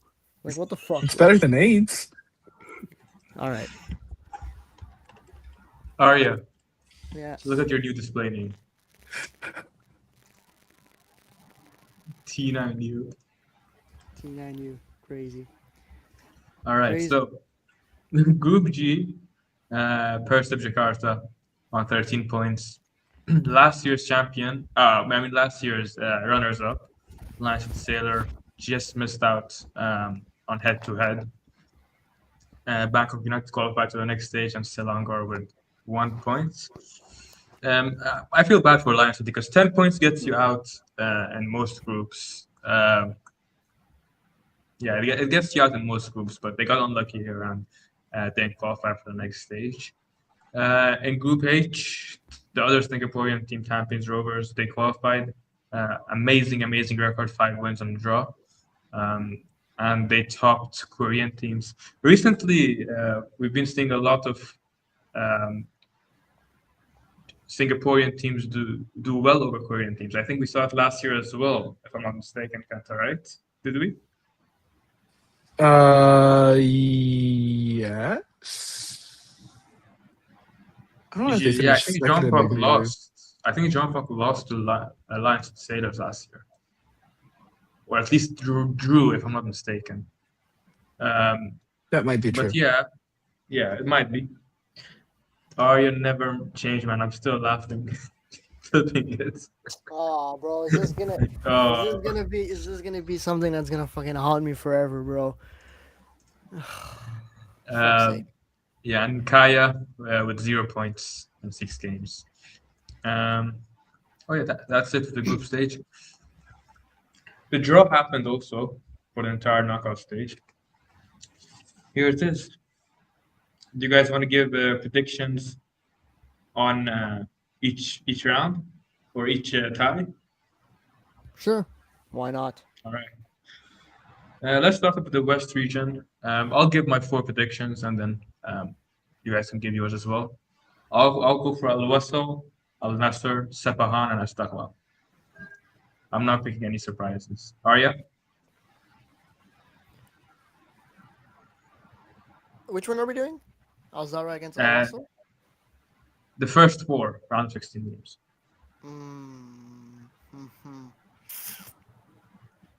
I think Al Wasl's got it. Obviously, Iraqi teams are very difficult to play away. I'll say that. So that's true. Maybe they pull off a surprise. That's true. Al Nasser against Al Qatar, unless the Turkmeni regime pulls off something, I don't see. What Istiqlal did, right? Yeah, I don't see them losing. Yeah, setting the bus to the wrong stadium. Al Nasser, yeah. To be fair, Turkmen is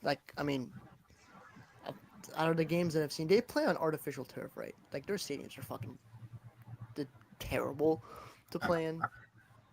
So the thing is, it's not allowed to play in artificial turf anymore in Asian competition. So I think they changed it to actual. Oh, is it? Okay. Grass, yeah. Cool, that's good. In any case, Al Nasser is winning it. I think they're winning the whole thing. Sepahan Al Ahly. Sepahan, man, I don't know what to make of Sepahan. It's even like in the PGPL. I don't know, man. They're just inconsistent. Even though they're Oh, first. like cool, but that doesn't mean anything in the PGPL, and you know it. That doesn't mean anything at all. For example, Tractor are fourth in the PGPL, but they're third in the ACL Elite. So Exactly. So it's just weird, bro. Like they haven't been the best in the ACL too. I think they've gone unlucky with some injuries too. I think Shafidu's got an ACL, right? So he's out for the season. So that's a pretty big loss. They their should be captain as winning. well, Karimi, Yeah, Mehmet Karimi. they should be winning against Al Ahly still. I think, but I think I wouldn't be surprised if they lose genuinely. Like that's just the type of something that they pull off. And then SLL against Al Hussein.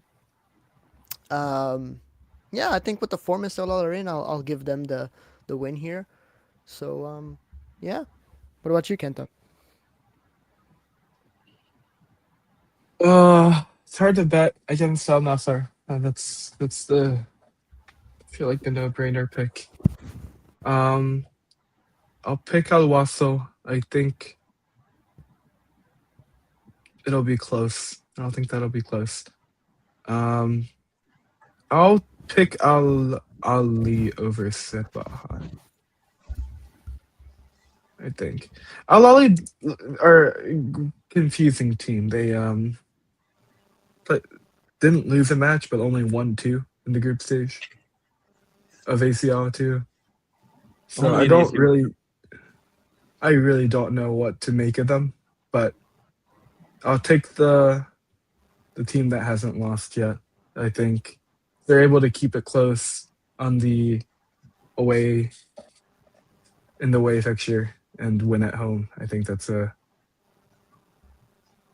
I don't know if that's really an upset, but Like the um interesting thing with Sepahan, I think, is like if they have a good game, they're genuinely really good to watch. Like they're a joy to watch. If they play well, they're very good to watch. But it's just inconsistency, and as we've seen in the ACL too, it's like they've been drawing games and stuff to like teams that they shouldn't be realistically. I don't know, but yeah, like I agree with you. I think if Al Ahly, have a decent chance to win if they catch them on a bad day. But yeah, sorry to cut you off. no, not at all. Well, not entirely convinced. It's a bit of a shame with them. I think that they're playing a team in Al Hussein who like were in that three-team group because I haven't seen enough of them to really like they played what 4 matches instead of 6. Is that how that math goes? Um, I'll give the slight edge to Esteghlal for now, but we'll see. We'll see. So I don't know why, but like we've had Persepolis fans like attack our stream. Viva Persepolis, Estefan losing 5-0 looking. And do you think Persepolis will make the next stage as well, or yeah? Oh, sorry, they're not here. Um,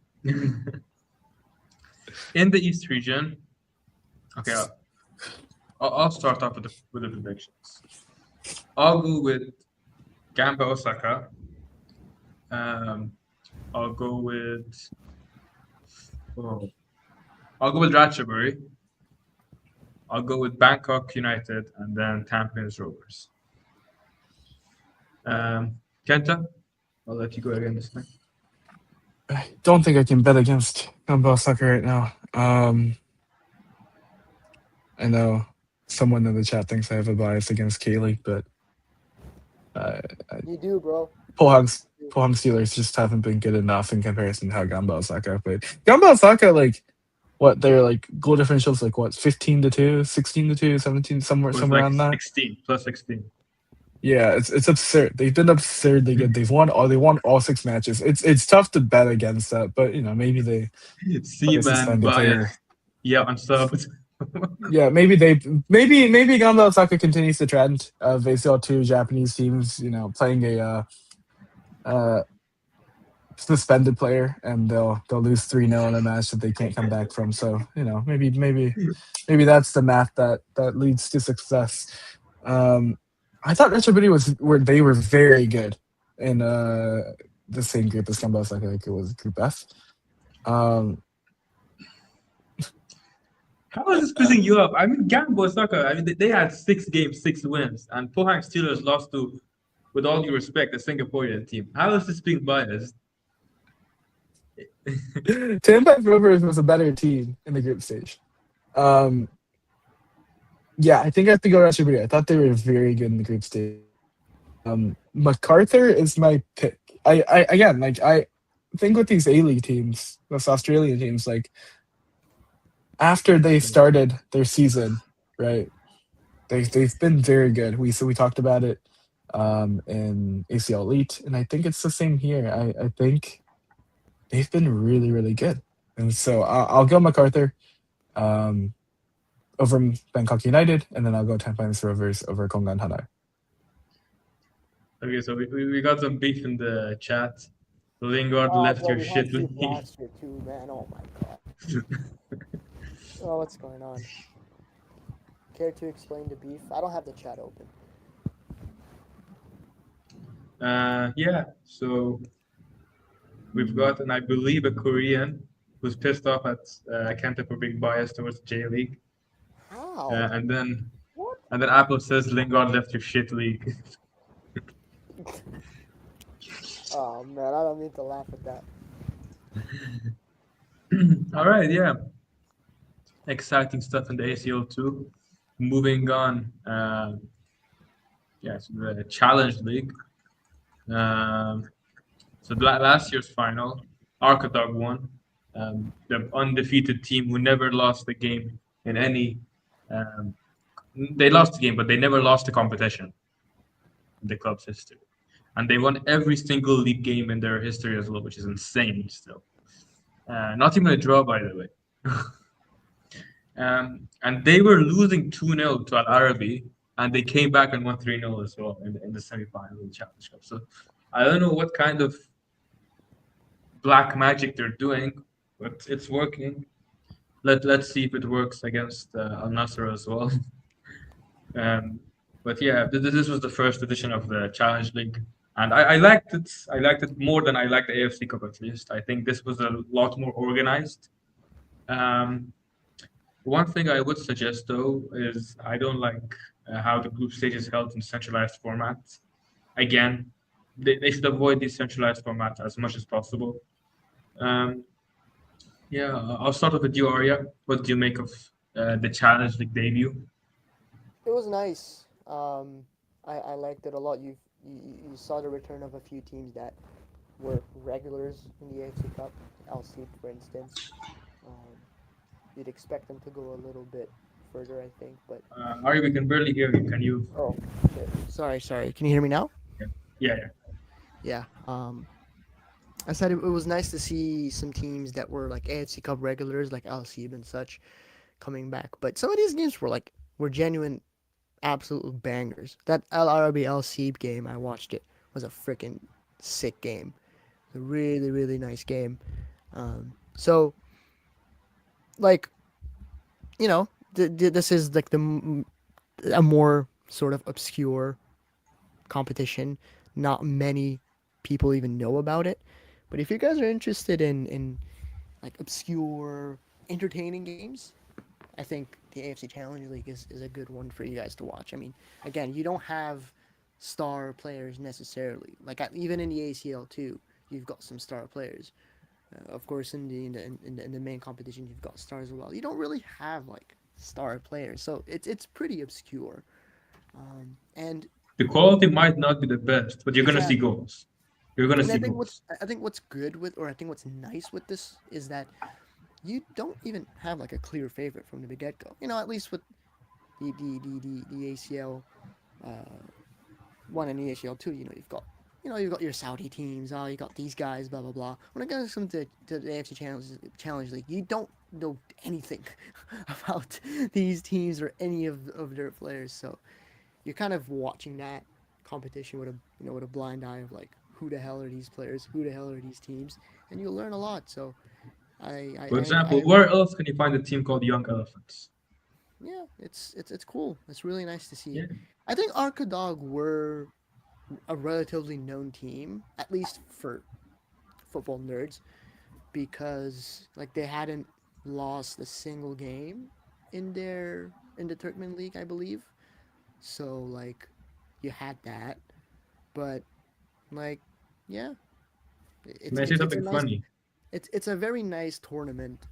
Um, and it also gives a platform for the smaller teams, which is just sick. I mean, think of it just like I mean, I'm not comparing the quality here; it's completely different. But think of the Champions League, Europa League, and the Conference League. It's essentially what this is, but obviously the quality is much lower.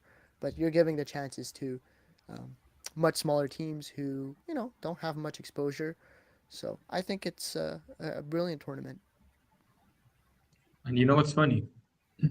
Arkadog was actually supposed to play in the ACL too, but they refused. They're like, no, we'd rather play in the Challenge League.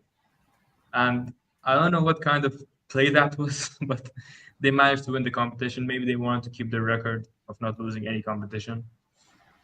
Uh, but yeah, Interesting. Kenta, what did you make of it? Yeah, it was fun. There's not much more to it. Arya summed it up, I think, pretty well. But looking forward to future editions of this. I know we have one right now, but it's going to be a Hmm. fun competition for years to come, and hopefully, uh, yeah, we get Yeah, some bangers this year. yeah, and we talked about the group stages before, so the knockout stage draw it's been done now. Oh, wait 1 second. I think we have to cover this in the chat. Give me a second. So Destiny said some song was over Apple, and then the guy said Apple said, "Bro, send me your address. I'm going to pull up." Okay, man. Asian football show causing real life issues. But yeah, in the knockout stage, um, I think only one team, or yeah, two teams from the knockout stages were present in the last edition as well. I think only Morris United and Svea Yank were the teams present in last season's knockout stages. But yeah, in the West region, we have Al Ansar of Lebanon against Muras United of Kyrgyzstan, Al Shabab of Oman against Al Kuwait. And then we have an all Cambodian game, Phnom Penh Crown against Svea Yank. And then Manila Digger against DOA United as well.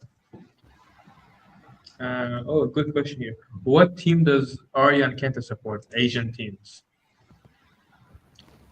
Like club or national teams. Clubs. Clubs. Clubs, I think.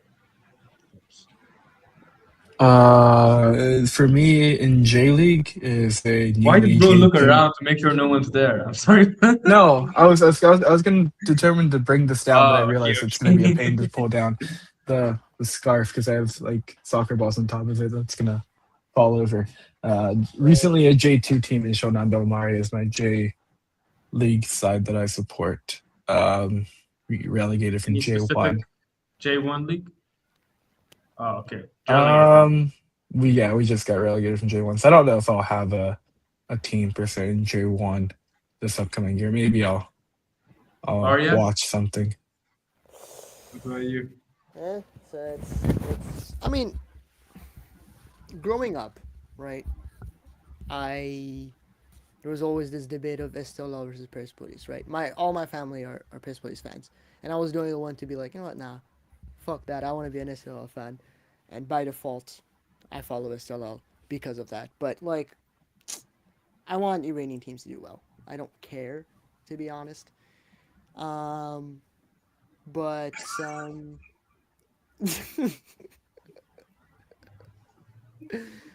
yeah, that's me Oh, wearing a you're wearing a Persepolis All jersey. right, can I give you some context? Can I give you some context behind that? Yeah, go on. So I had a friend who went to Iran, right? He comes back and he's like, "Bro, I bought something for you," and I'm like, I was not expecting like a football shirt. He's like, "Here, take this, bro." I see the Miruj logo, so I'm like, "Okay, it might be." And I was like, "Oh, maybe it's the national team." Well, I open, I see the red. I'm like, "Oh my god!" And I never told him. that I'm an SLL fan. I don't think he knows. So I didn't have the heart to tell him, but it's cool. It's cool to have it. Yeah, and then bro wanted to troll me, so he wore it and called me at like 3 a.m. Yeah, I called Erfan at 3 a.m. and I'm like, Wait, "What I do you think you think can of my see me in the shirt?" corner of that picture. Wait, yeah. Look at this, bro.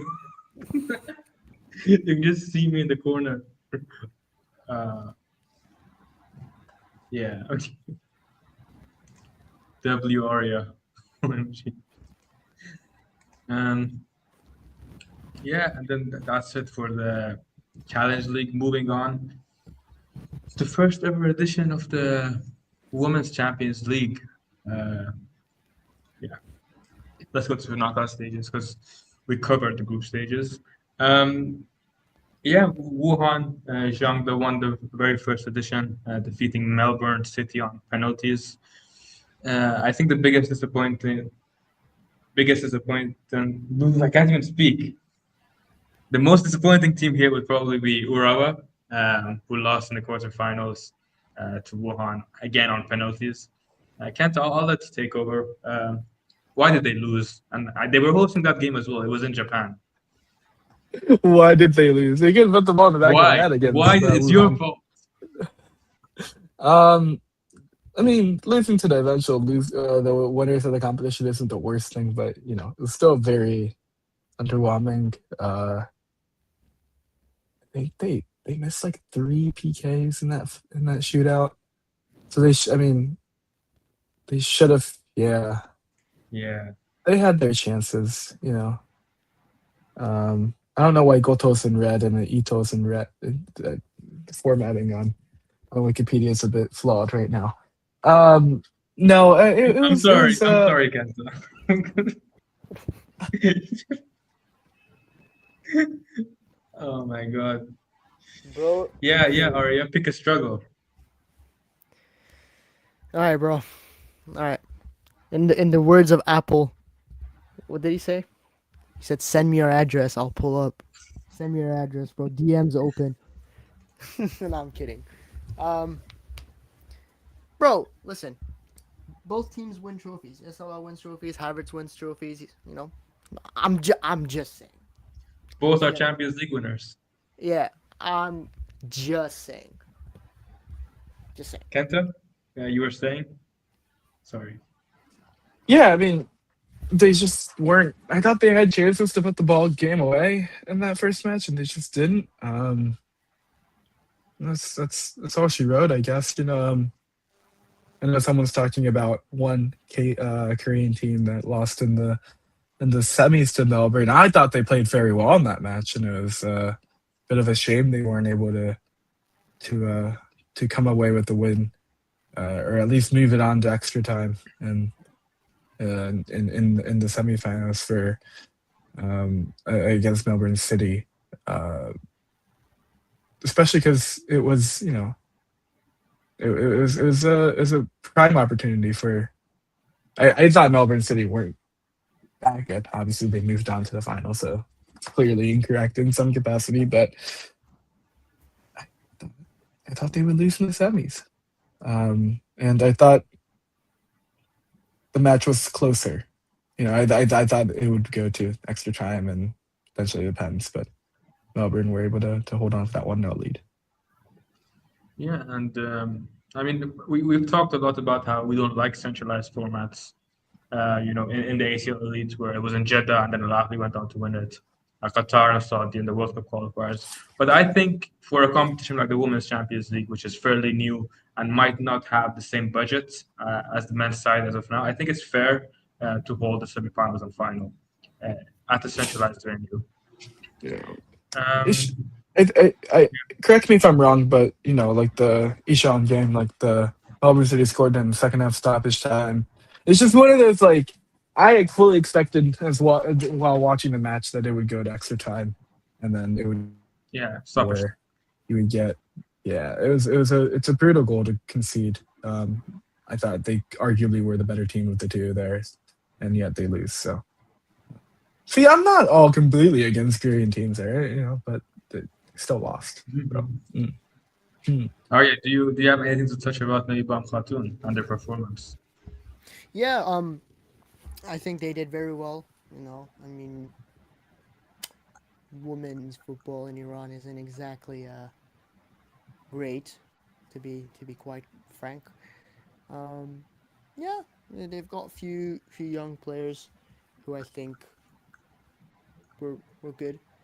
Um, can't really It's say basically the the same. Iranian women's national team, Bam Yeah, Khartoum, right? can't say the same for this year. I don't think they've done that well this year, but hey, you got to start Before somewhere. we move on to this year, uh, okay. So we had Destiny say Incheon is better. Then we had Malabon. Is it Malabon? What is that? And then number one, North Korea. Um, Best Iranian team. So good. Uh, Estella had to cheat to win the Hasfi. Listen, man, a win is a win, okay? Just because Roosevelt changed me dunked on your head doesn't mean that we cheated. Long live Iran. Arash. Yeah, Arash is a good friend of me and Arya. My Yes, goat. we agree. Long live Iran. And hopefully, the people of Iran uh, are successful and we see a better Iran in the coming weeks and months. So, yeah, like I said, moving on to this season, I believe the knockout stage draw has it been made yet, or has it not been made yet? I think it's not been made yet. I don't think it has. I think it's still. Yeah. Yeah, it's not been made yet. So we'll just go over the groups then.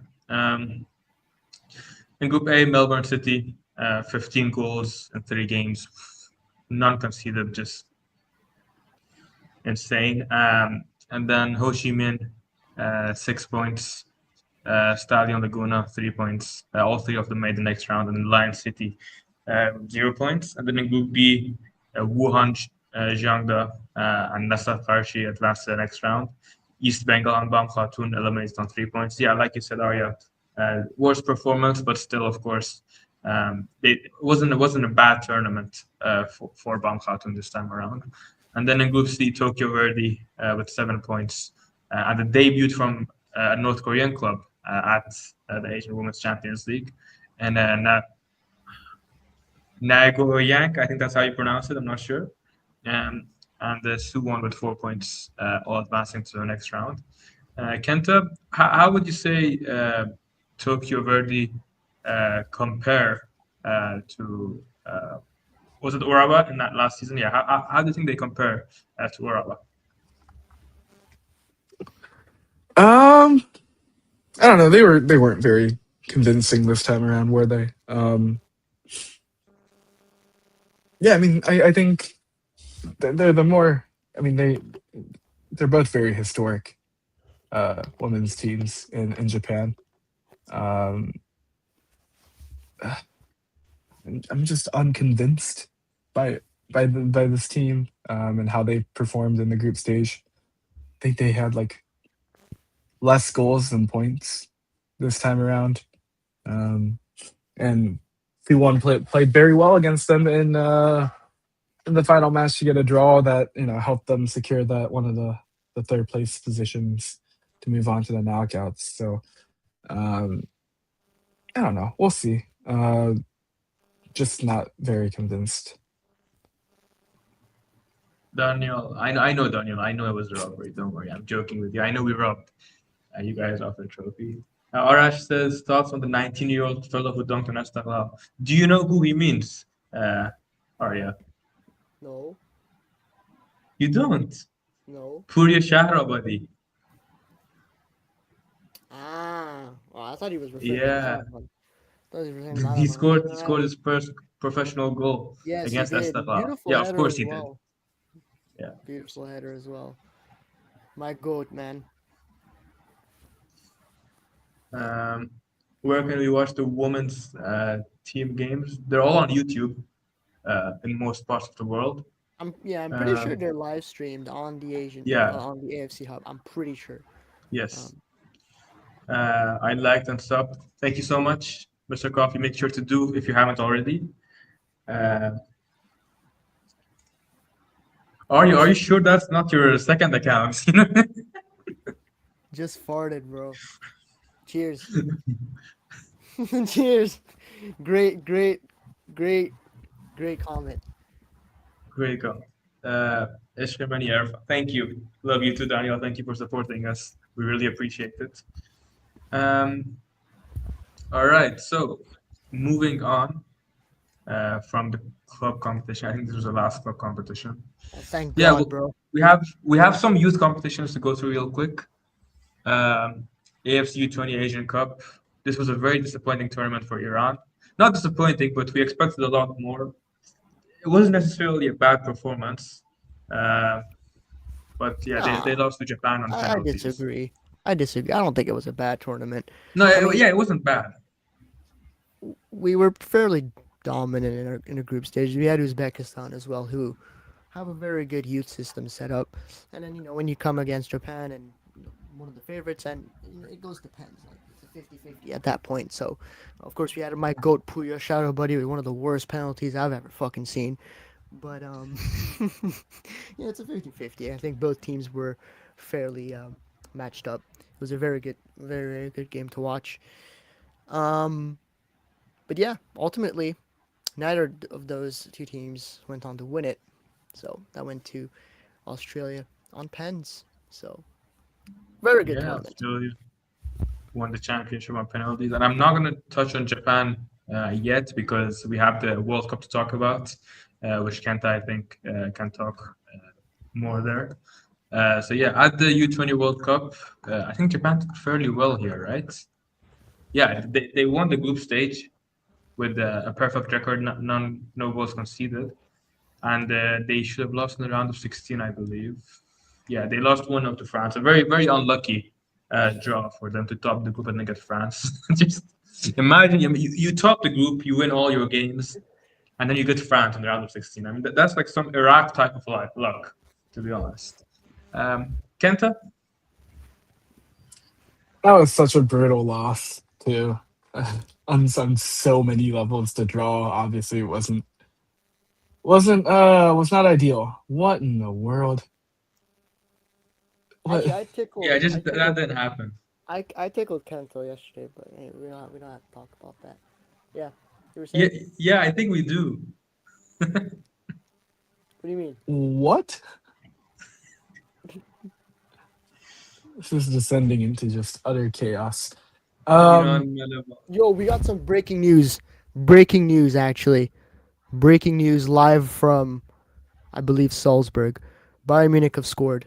Leonard Carl. Okay, Kenta, please continue. yeah. Um, Japan conceded a penalty in the 120th minute of the match and lost. I mean, like, the draw was unfortunate. The way they lost was a bit unfortunate.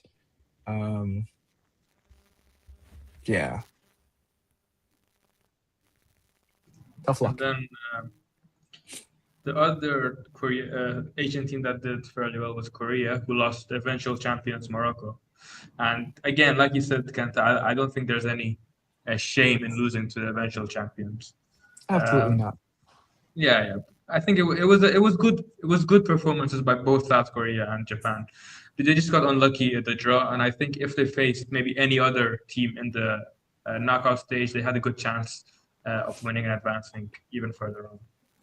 Yeah. Are I you mean, anything you want to? I will say that Yeah, like South Korea technically, like their one goal came super late, so it was a 2-0 match that they got a pen late, but still like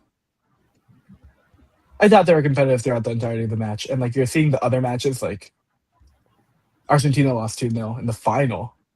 Morocco lost 3-1. So I think in contrast, like South Korea held their own very well, and it's a result not to be ashamed of in any way.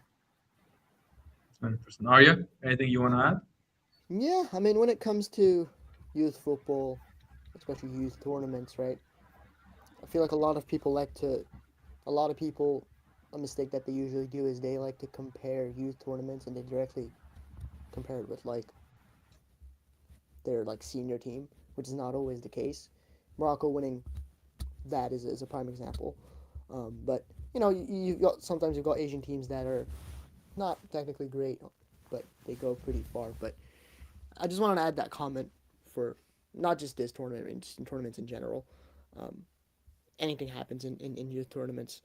Because I remember having like a crap ton of DMs, especially regarding Uzbekistan, because they were doing, like I said, they have a very good youth system. They're like, oh, how the hell are they so good? And can they beat this team? Blah blah. I'm like, well, it's youth football. It's very different. It depends on how they transition into senior football. You know, that's Exactly. it's very important between 17 and 20. If they have the right facilities, that's gonna Exactly. make or break that national And team, that generation. speaking of transitions, I have breaking news live from Salzburg. Bayern Munich have scored a Okay, third goal. yeah. Moving on from the U20 World Cup, we had some U17 action as well. The U17 Asian Cup was held in Saudi Arabia, and Uzbekistan won. So yeah, see, in the U20, Uzbekistan, the Uzbeks didn't do well, but in the U17s, they became champions. That's what I'm saying. Like after U17, it depends a lot on the facilities and the right type of training that the players get, so they can transition into the later stage.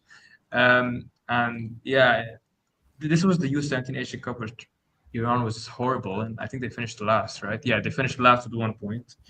Um, and then yeah, and all 8 teams in the knockout stages qualified for the new U17 World Cup. Um, yeah, I mean, maybe nothing surprising, to be honest. I mean, North Korea winning 6-0 against Indonesia is massive, but in the final, Uzbekistan had 2 red cards, and they still managed to win against Saudi Arabia 2-0, by the way, which is insane. So Arya, I'll come to you. What do you think?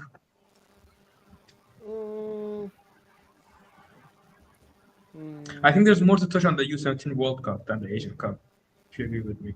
yeah, I do agree. Yeah. Kenta, do you agree as well? Like the only big thing from this tournament was Iran just being terrible. I think the rest is just normal stuff.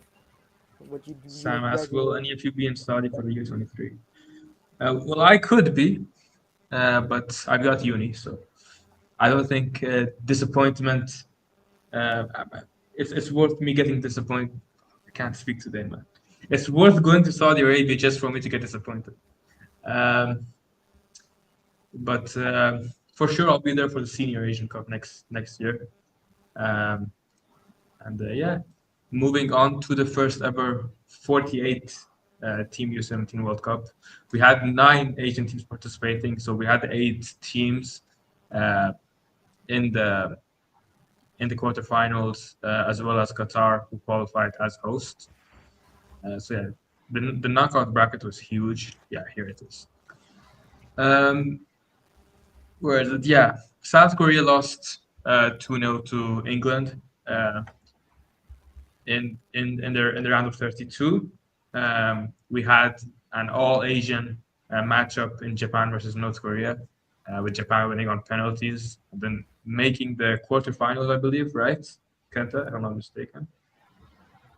Yeah. Uzbekistan also made the round of 16. A very good tournament by them. They managed to beat Croatia.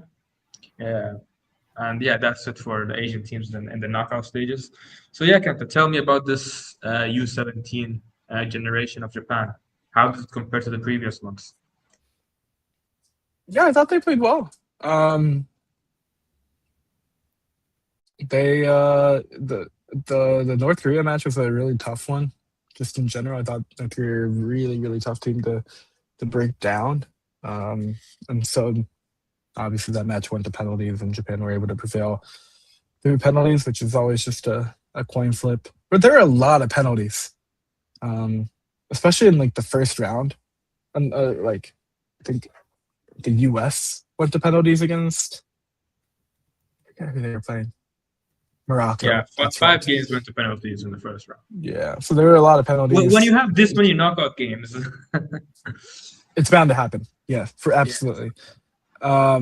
No, but I thought they played well. The South Africa game was really like they controlled the match, scored their goals, were able to kind of dictate play when they're up. So it was one of those really good performances in the second half of that match.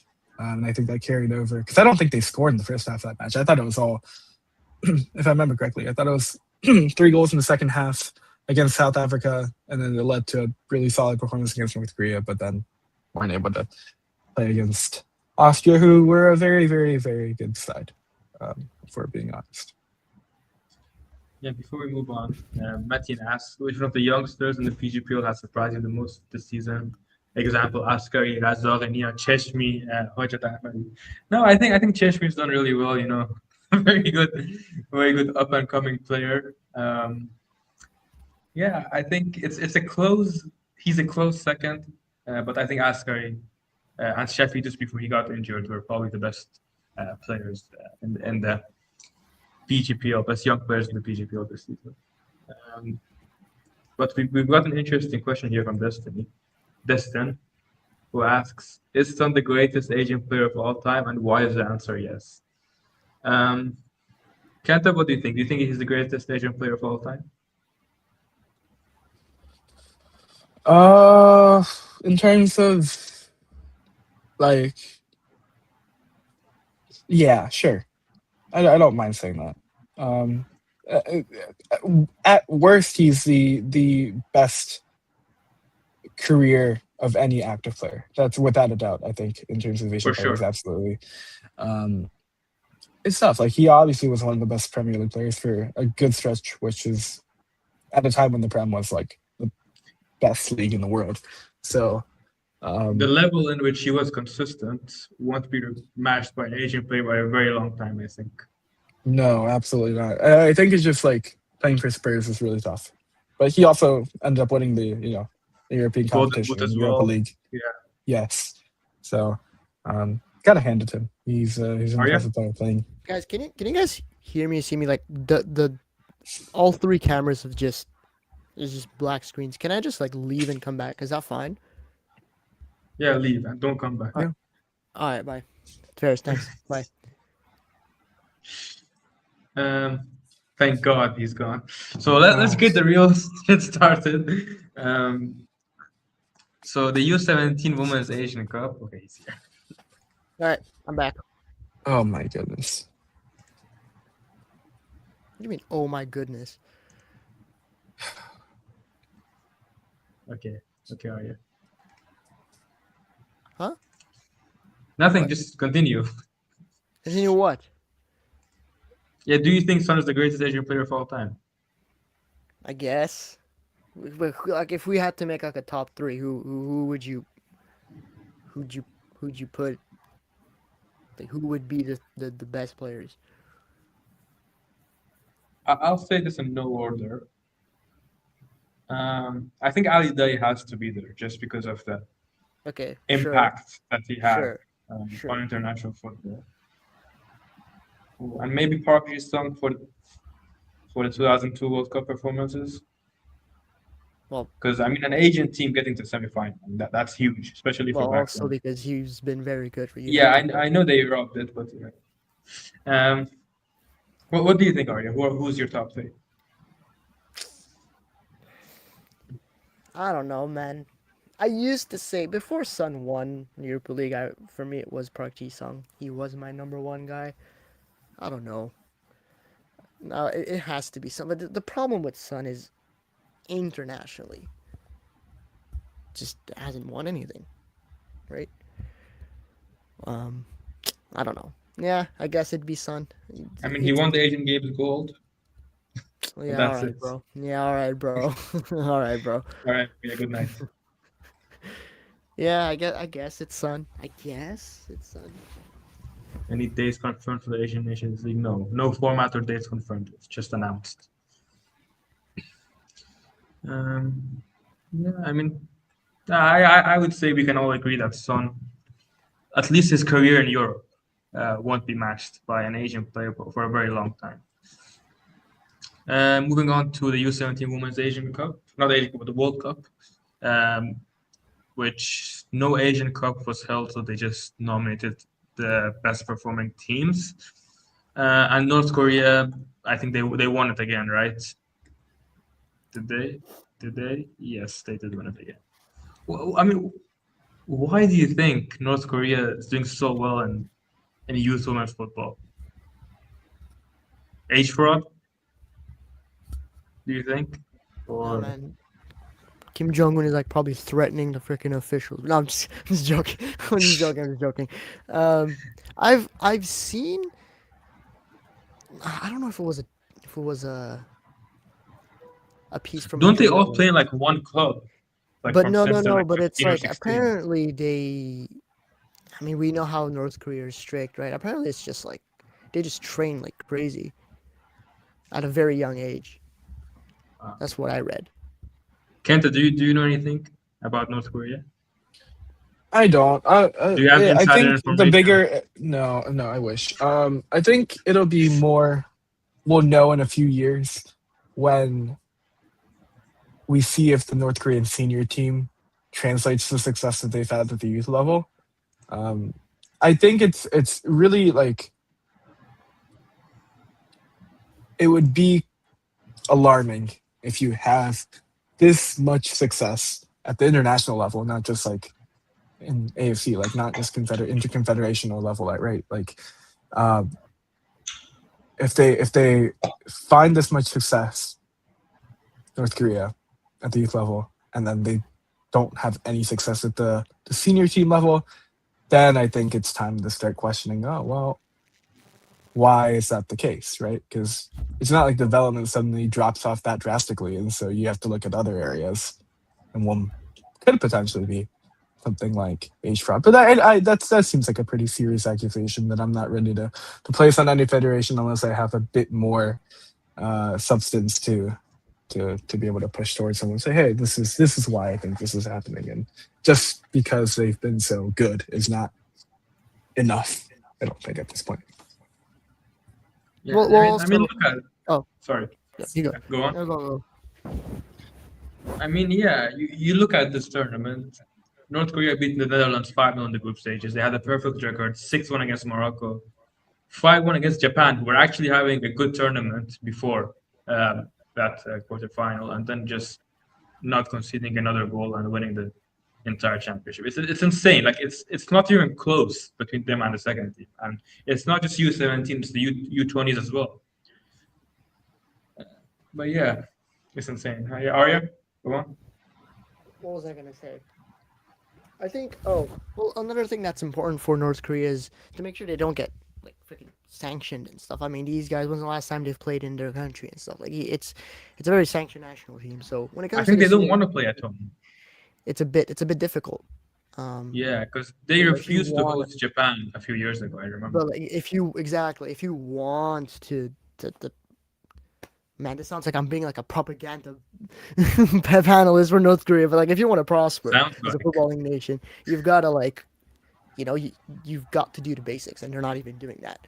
Um, Perhaps it's not necessarily their fault because they're getting sanctioned and stuff, but like this, I think there's a severe disconnect between the youth teams and the senior teams. I mean, we had that one guy who played for Juventus, right? I forgot his name. You guys know who I'm talking about. The one who Um, disappeared yeah, who like for like a few disappeared. It's like years. you're not gonna have a good national team at the senior level if you've got that sort of stuff happening. It's not gonna happen. And he was probably really good when he was a youth player. So Han Kwang like Song, who still plays for the national team, by the way. yeah, but like you've got to, I guess, I don't know. You've got to fix the senior team in some Sam sort wants of. us to do predictions for U23. We'll do it right before the end episode because we Yeah. want to finish 2025 first. But yeah, Japan had a good tournament as well, though. Right, Kenta? I think you can agree. They did well, but they couldn't stop us. Um, so yeah, moving on. Let's step away from football for a bit. Let's move on to some beach soccer. So the beach soccer Asian Cup took place in Thailand earlier last year, and Iran won it. Yes, Iran won. Um, Domination. I mean, they won every game in the group stages. 11-0 against Bahrain, 6-0 against Saudi, 8-1 against Oman. It wasn't close. It's not surprising. Um, and yeah, maybe the only surprising part about this tournament was Japan not making the final, and Oman uh, being there, which made it a lot easier for Iran, by the way, with all due respect to Oman. Arya, what do you make of this tournament? Cool. Cool, yeah. Just happy to see Iran finally win something. Yeah, cool. Destin asks if his list is accurate. 1 Sun, 2 Park, 3 Cha, maybe Ali Dai, and Kang Ali in 5th. Nah, bro. I think Sun, Park, and Dai are the top 3, and Kang Ali, no, I don't think he makes the top 5, to be honest. Kang Yin? Yeah, man. What world? He's a Champions League winner, but come on, man. Bro, he did as much in that Champions League as I did sitting on my couch watching that game, bro. Come on. Wait, I'd like to see what Kenta thinks of that. We can't hear you well. Oh. Arya. I'd like to see what Kenta thinks about that list. I'll bring it back on once he's back. But yeah, moving. What the fuck? Moving on to Korea bias is crazy, I swear to God. And then he calls Kenta biased. So yeah, at the Beach Soccer World Cup, we had Japan, Oman, and Iran participating. I think Iran and Japan made the knockouts, and Oman had like a very hard group. Yeah, Oman were in the group with Italy and Brazil. So they couldn't make the knockouts. But it was disappointing by Iran. I mean, we finished 3rd in the last World Cup. We're usually contenders for the entire tournament.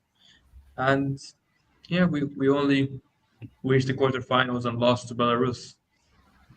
What did you make of the tournament, Arya? I mean, to be fair, Belarus are a good team. So, like, They are a good team, but it's still disappointing for Iran. I mean, yeah. we had a very, very good path to the final, avoiding Brazil, who are a team that usually beats us. Japan also had a very, very good, not a very good tournament, but a very good fight against Portugal, who are a good team, losing 7-6 in an insane game. Now, Kenta, I'm not sure if you watched the Beach Soccer World Cup. Did you? No, he did not. But I have another question for you, Kenta. What do you think of this list of all-time great Asian players? It's gotta Son, be Nate, bro. Come Park, Cha, Dai, and then Kangin Lee in 5th.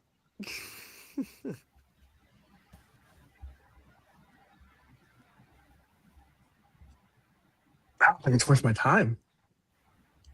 And then he calls you biased, like just letting you know. Yeah, I mean, he's trolling, right? He or she or they, I don't know. Who this We person appreciate is. a good show. Don't worry. Everyone is welcome. Yeah. It's funny. I couldn't think of anyone better than Lee Kang In to put in the top 5. To make that troll a bit more. To give it a bit more substance, you know? He says UCL winner. Yeah. And Steven Nzonzi is also World Cup winner, but he was playing for Sepahan until last season. All right, so the Women's A Futsal Asian Cup took place after 7 years, I believe. Yeah, the last one was in 2018. And Japan won their first title, with Thailand finishing 2nd.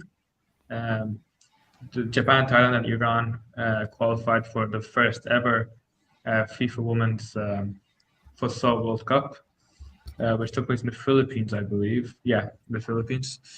Let's talk about the performance of the Asian nations. So, Philippines, they didn't even do well in the full Asian Cup, so we didn't expect much. I think it was more that they were just happy to be there and hosting the tournament. They lost 6-0 against Poland, 5-1 against Argentina, and 2-3 against Morocco.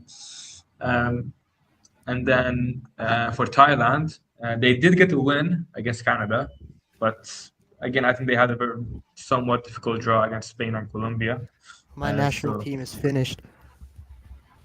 Yeah, Canada. I mean, I realized something. The Arya curse is real.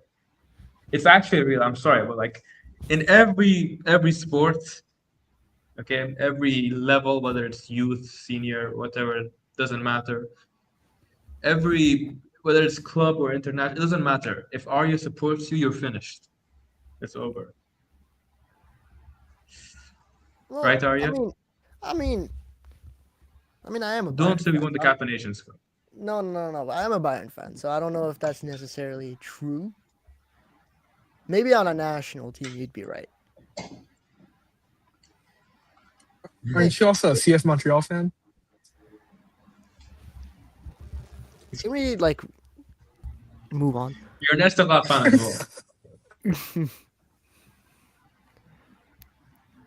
To be fair, CF Montreal is just cursed. Like, not even God can help CF Montreal. Like that is just a cursed national team, bro. Or not national team, cursed team. Curse Nash. Yeah, like whether I support them or not doesn't fucking make a difference. Like that team is just shit, bro. They had that one good year, in like 2022. You probably didn't support them back then. Yeah, with Wilfred Nancy, which With got he That's a got whole his other ass. story for another day. Yeah. Yeah, he got his ass sacked. Arya, please support Tractor. Yeah, I'm good, bro. I'll pass. Yeah, Japan were the only Asian team to make the knockout stage. Um, they won against New Zealand and Tanzania. They got a favorable draw compared to the other teams. And yeah, they made the knockout stages. And then Iran were in the group of death. And they almost made the knockout stage.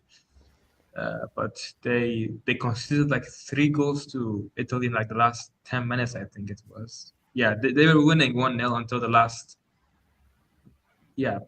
10 minutes, and then they conceded 3 goals and didn't qualify. So it was an unlucky draw for them.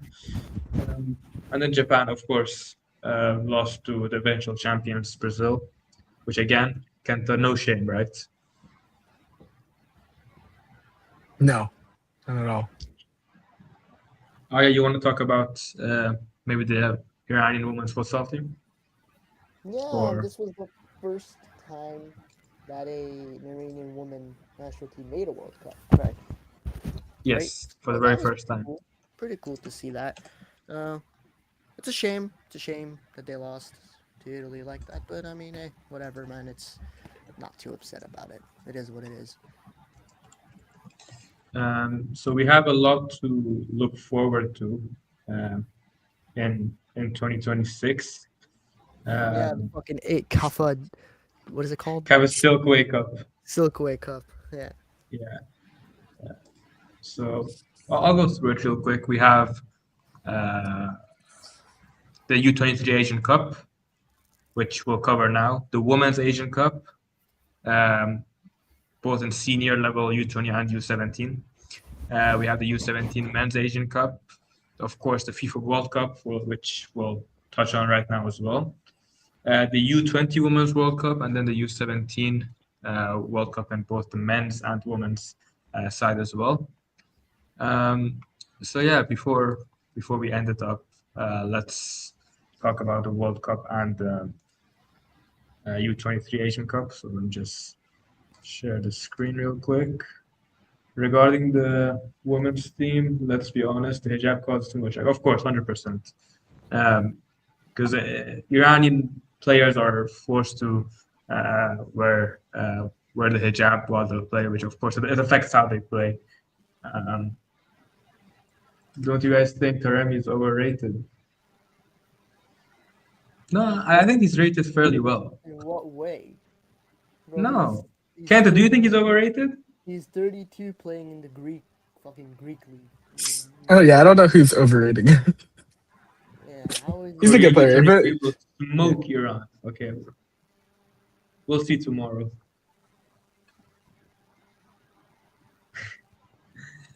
If anything, I think Taremi's career has always been underrated. I mean, again, it doesn't even it sounds cliche, but I think for a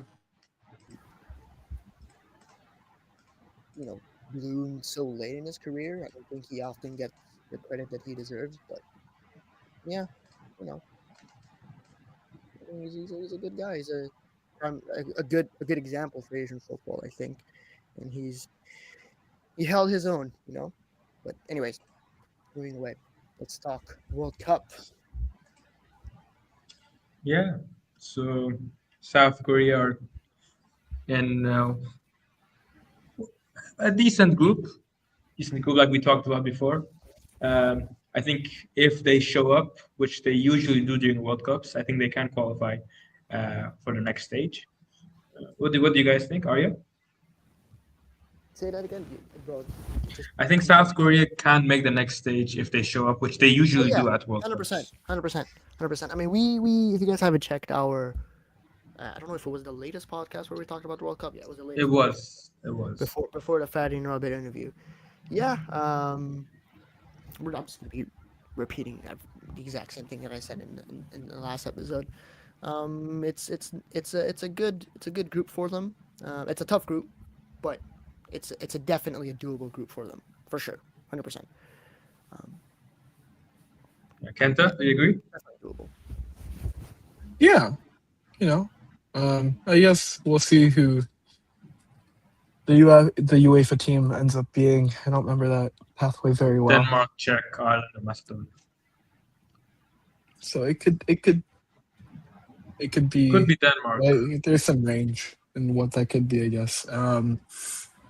Yeah, I mean South Korea. You guys have mentioned it. They pretty consistently show up for these tournaments, and I think Mexico is a very favorable matchup for them. So having that as the pot one team is incredibly nice, and yeah. Yeah, and It'd we be a have a shame if question. they didn't move on. Daniel says, after Ali Karimi, Sardar is the biggest what could have been in Iranian football history. Probably, yeah. It's either between him or maybe one of the guys in the 2017 generation, if you guys remember, who played at the U17 World Cup, like Taha Shariati or Shari, if you're one of those guys who play in like the second division in Iran right now. But yeah, Sardar is one of the biggest what ifs in Iranian football history. Crazy how there hasn't been a Honorable single good mention. Japanese player in the Oh, UCL. sorry. Yeah, Arya? Honorable mention. I wanted to give Mahdi Ghaidi a big honorable mention, but To be fair, he still could. He probably won't, but he still could be. forget about him. Kente, what do you think of this? Just not going to give it the time of day. This is Again? it's beneath me. That's Too false. tired for this. Like, that's legit false. Yeah. He's been saying a lot of false things Okay. recently. Yeah. Group B Qatar. Yeah. I don't think Qatar are doing well. And with that defense, Yeah, they're not gonna- is our boy Apple still here? I need you to say he hasn't commented in a while. I don't their think so. ass in capital letters, bro. Kenta, I think you agree with me here, right? Yeah, I think I said before the draw, I don't think there's a draw that I would see Qatar being like, we're going to be good enough to make it. I feel like pretty consistently, no matter what the draw would have shaped up. Like they drew a host. Yeah, Like, usually that's good. supposed to be a good sign, but yeah, just in general, Qatar as a national team right now, I don't have very high hopes for. Yeah. And in Group D, we have Australia. Well, I think a decent draw, and I think it's a good draw. Getting a host is always good. And Turkey, Slovakia, Kosovo, and Romania. It's a good draw for them, and I think if they fight, if they do well, they can qualify as maybe even the first or second place team. But again, it all depends on if they show up or not. You can't really predict a group like this. Yeah, I mean, Australia and US played a friendly in 2025, and I think US won Australia won, right? 2-1. The US won. No, US won. I think 2-1 was the final of that, but it was a close match. So we know they can hang. Obviously, the atmosphere and the environment of the match will be slightly different on the World Cup compared to an international friendly, but yeah, anything's possible. And then in Group F, Japan's group, it's never good to get two European teams in your group, but I think Japan should still be able to hold their own and make it to the knockouts. If not as one of the one of the two automatic qualifiers, at least as one of the third place teams. Yeah, I mean, anything short of finishing second would probably be very disappointing for this Samurai Blue side, for being honest, especially given the draw. What do you think, Arya? Sorry, guys. I want to take a piss. Yeah, okay. Yeah. No. If Japan doesn't make it out of this group, I mean, it's a disaster. We need to have a conversation about Japan. Genuinely, but it's not gonna happen. I'd be very surprised, like very, very, very surprised if they don't make it up. Still can't believe Japan beat Spain and Germany, then lost to Costa Rica. But that's how Japan are though. That's how they work. They'll It's do the more hard yes and stuff, goal. but then yeah, exactly. Iran's group, they should qualify. We should qualify. Nothing else, bro. It's as easy as it gets for Iran. Arya? If we don't make it, bro, just like freaking abolish the national team, abolish the federation, abolish Erfan The Hoseiny, country. abolish the Asian football show. Like, Kenta. yeah. There should be some kind of like, I don't know if you guys know of fantasy football. Kind of like FBL, it's big over here in the States for American football, right? Yeah. And if you lose the league, there's a punishment. And so I say the two of you should have some kind of punishment if if you don't make it out of the group stage. Okay, how about this? Listen. If Japan don't make it out, you're gonna have to get a buzz cut. And if Iran don't make it out, me and Arya will get a buzz cut. Full bald or just a buzz? Not full ball, it's just a buzz. How does Arya Arya, feel about this? Are you down? That's not fair. Japan are making it out, bro. Like they There are. are two European teams in their group. I don't We care. have Egypt and New Zealand. Yeah, Nah, you have we're New doing it. Zealand. We're doing it. If you Arya. If we don't qualify, we're taking a bus cut, bro. I don't care. I Kent, don't the know. same with you, if Japan don't qualify. There's got to be a bigger consequences than a bus cut, bro. No, there then isn't. what do you suggest? Go bald.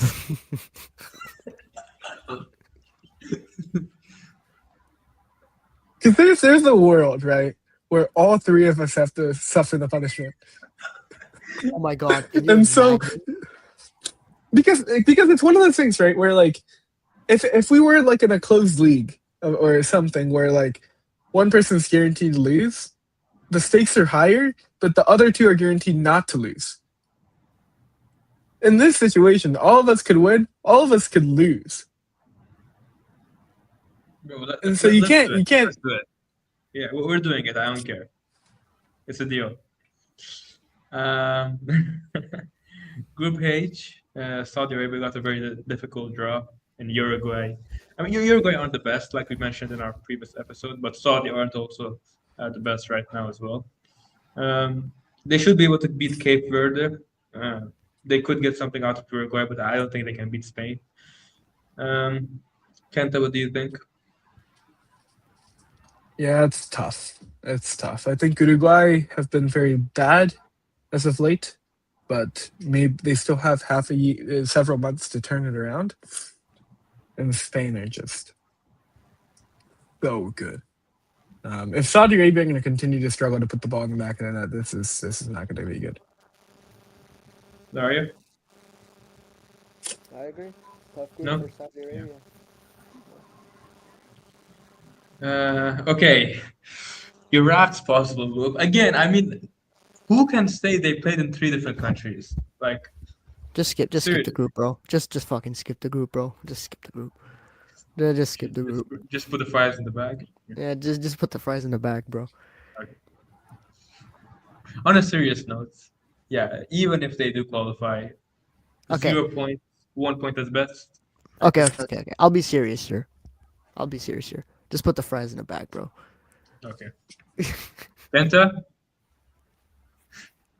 Hopefully they get like a cool participation trophy, you know, cool bonus.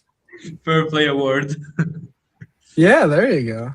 Probably not though. I don't think they'll get a fair play award. We're gonna try to win, which Group J. J for Jordan, or in a group with Argentina, Algeria, and Austria.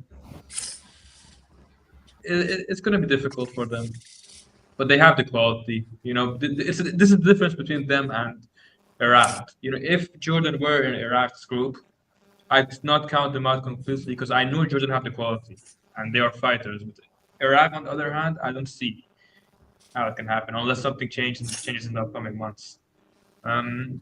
So I think Jordan. I won't rule them out yet completely. It's going to be difficult, but yeah, it's a difficult draw for them. Arya, what do you think? Mm, yeah, yeah. I think it's a difficult group, but I think it's somewhat doable. Um, it's still very difficult regardless, I think. Kenta? yeah, I mean Argentina is gonna be tough. I think Austria. I think I mentioned this. Austria's pressing is gonna be tough against how Jordan play, especially when they're gonna try to build out of the back, and then Algeria. I think they're gonna struggle. I mean, Jordan really struggled defending set pieces throughout qualification. Algeria is one of the better teams in terms of creating set pieces, creating and scoring off set piece chances. So that's not really necessarily I'll give you this one. I guess I don't know why you want me to talk about a player's injury. I feel horrible for him because he was having such a good year. I don't know. Very There's unlucky. no And I think he's going to miss the World Cup, right? very likely so. I think It's very it's an unlucky. ACL tear. Yeah, He should aim to timing make is it back for horrible the for it. Asian Cup. Yeah, no, I don't think that's out of the question, but I feel bad for him. I mean, I don't want to see Korean players get hurt, either. I don't know. Were you happy to see Tucky go down with an injury? My guy, really? Daniel says, I'm pure Iranian, not giving Iraqis a chance. Bro, no one is giving Iraqis a chance. I don't think Iraqis are giving Iraqis a chance as well. It's not just me, bro. I And agree. then finally, Uzbekistan, who also got a difficult group in Colombia, Portugal, and one of the playoff winners. Colombia has been on good form over the past few years. I think they went Luis through a Diaz. generation shift. Sorry, Arya? I said Luis Diaz. Luis, yeah. I mean, they've gone through a generation shift after missing out on the Qatar World Cup. So we haven't still seen enough of Cannavaro's Uzbekistan, so I don't know. I can't say something for sure. But yeah, we're hopeful for the best. Arya, what do you think? I think it's a tough group. Um, but you know, we've if I was Uzbek, I think I don't know, maybe that's a bit pessimistic from my end. I'd aim the third spot, like a solid third spot. I think that would be good. That would be successful because I think they have the quality to get there. But as you've mentioned, Portugal and Colombia are pretty Kent, pretty tough. Yeah, pretty tough. Kenta, I think you don't give them much of a chance, right, to advance. Yeah, I mean, Uzbekistan are great defensively down the middle. I think they struggle defending in the wide channels compared to down the middle. And we've seen number 9s have good success, obviously, with Taremi against Uzbekistan over like the 2 million times he played over the last 12, 15 months. It's not necessarily the greatest matchup down the middle either. So a team like Portugal, especially if they go with Gonzalo Ramos, which is I think the conversation we were having, where like I don't know if Ronaldo starts all 3 matches. I don't know how that looks, but being the second match, I think Portugal between in Uzbekistan isn't ideal either. But again, also Portugal have like one of the best midfields in the world, so it's really tough, you know. So I've if they can keep those matches close, and depending on who ends up coming in from the interconfederation, I forget which one is technically used. I think it's interconfederation now playoffs. I think they have a chance for third, but yeah, Colombia's a tough matchup, and Portugal is even tougher, for sure. And since it's their first ever World Cup, you know, the players are not experienced playing at this stage. I think it's going to be the stress factor is going to be there as well for them, for a lot of these players. Yeah, just quickly before we end it, let's take a look at the U23 Asian Cup. Oh, this is not this edition. Yeah. So yeah, the games are being held in Saudi Arabia. Vietnam actually won against Jordan in the opener. I believe Saudi Kyrgyzstan started like 15 minutes ago. Yeah, I'm excited. Maybe Iran can advance to fucking knockout stages this time. Who knows? I don't think so. It's a difficult group as well. I mean, Listen, South Korea, Uzbekistan, and Lebanon. And it's completely our fault. Here's the thing. It's not the I don't think the players are the problem. I think we have plenty of talented under 23 players. I think we can all agree. The coach is not too hot. I don't really like him. I don't The know thing why. is, the results haven't been bad, you know, but the players are questionable. The co-ops are questionable. Yeah. And Japan have a fairly easy group. They should be winning all their games. And I think Japan and Uzbekistan are like the only 2 teams who have sent completely U21 squads, which means they're preparing for the next edition as well, which are the Olympic qualifiers. So yeah, we're excited for 2026. Hopefully, a big year for not only Asian football but for the Asian football show as well. It's a World Cup year, which is always amazing. So yeah, anything you guys wanna say before we end this 3 hour and 11 minutes live stream? Arya? Yeah, again, thank you guys so much for the support over the past few years. We've had a fair few people in this live stream, so thank you to all. Thank you to you guys as well. Have fun, and Kent, it's always a pleasure to be with you guys. Learned a lot. It's always a pleasure. Yeah.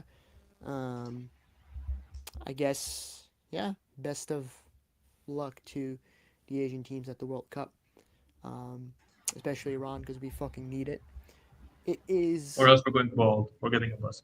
It is 1:15 a.m. here in Nagoya, here in Japan. So it's pretty late here for me. I am really tired. I don't know if it's visible. I'm very, very tired. So yeah, again, thank you guys for the support. We will try to make 2026 even better. Kenta? Yeah. It's been an honor. It's been an honor being a part of this show for a little over a year at this point. I guess closer to a year and a half. Very grateful for this opportunity, and 26 should be exciting. Looking forward to everything coming in this year, including the big World Cup coming here to the US and Canada, Mexico. Should be an interesting tournament. I'm really looking forward to it. Yeah, I mean, we're approaching the 3rd anniversary of the Asian Football Show, which just shows how quickly time flies by.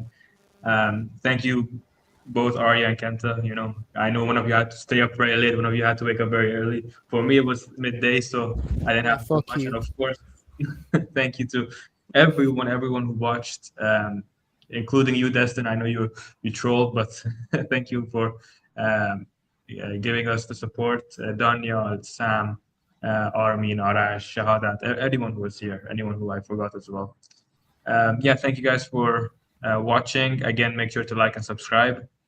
Follow us on all platforms if you can. We really appreciate it. Leave a like, leave a comment after the live video is published. And yeah, see you guys next time. Serge Bye. Aurier has AIDS.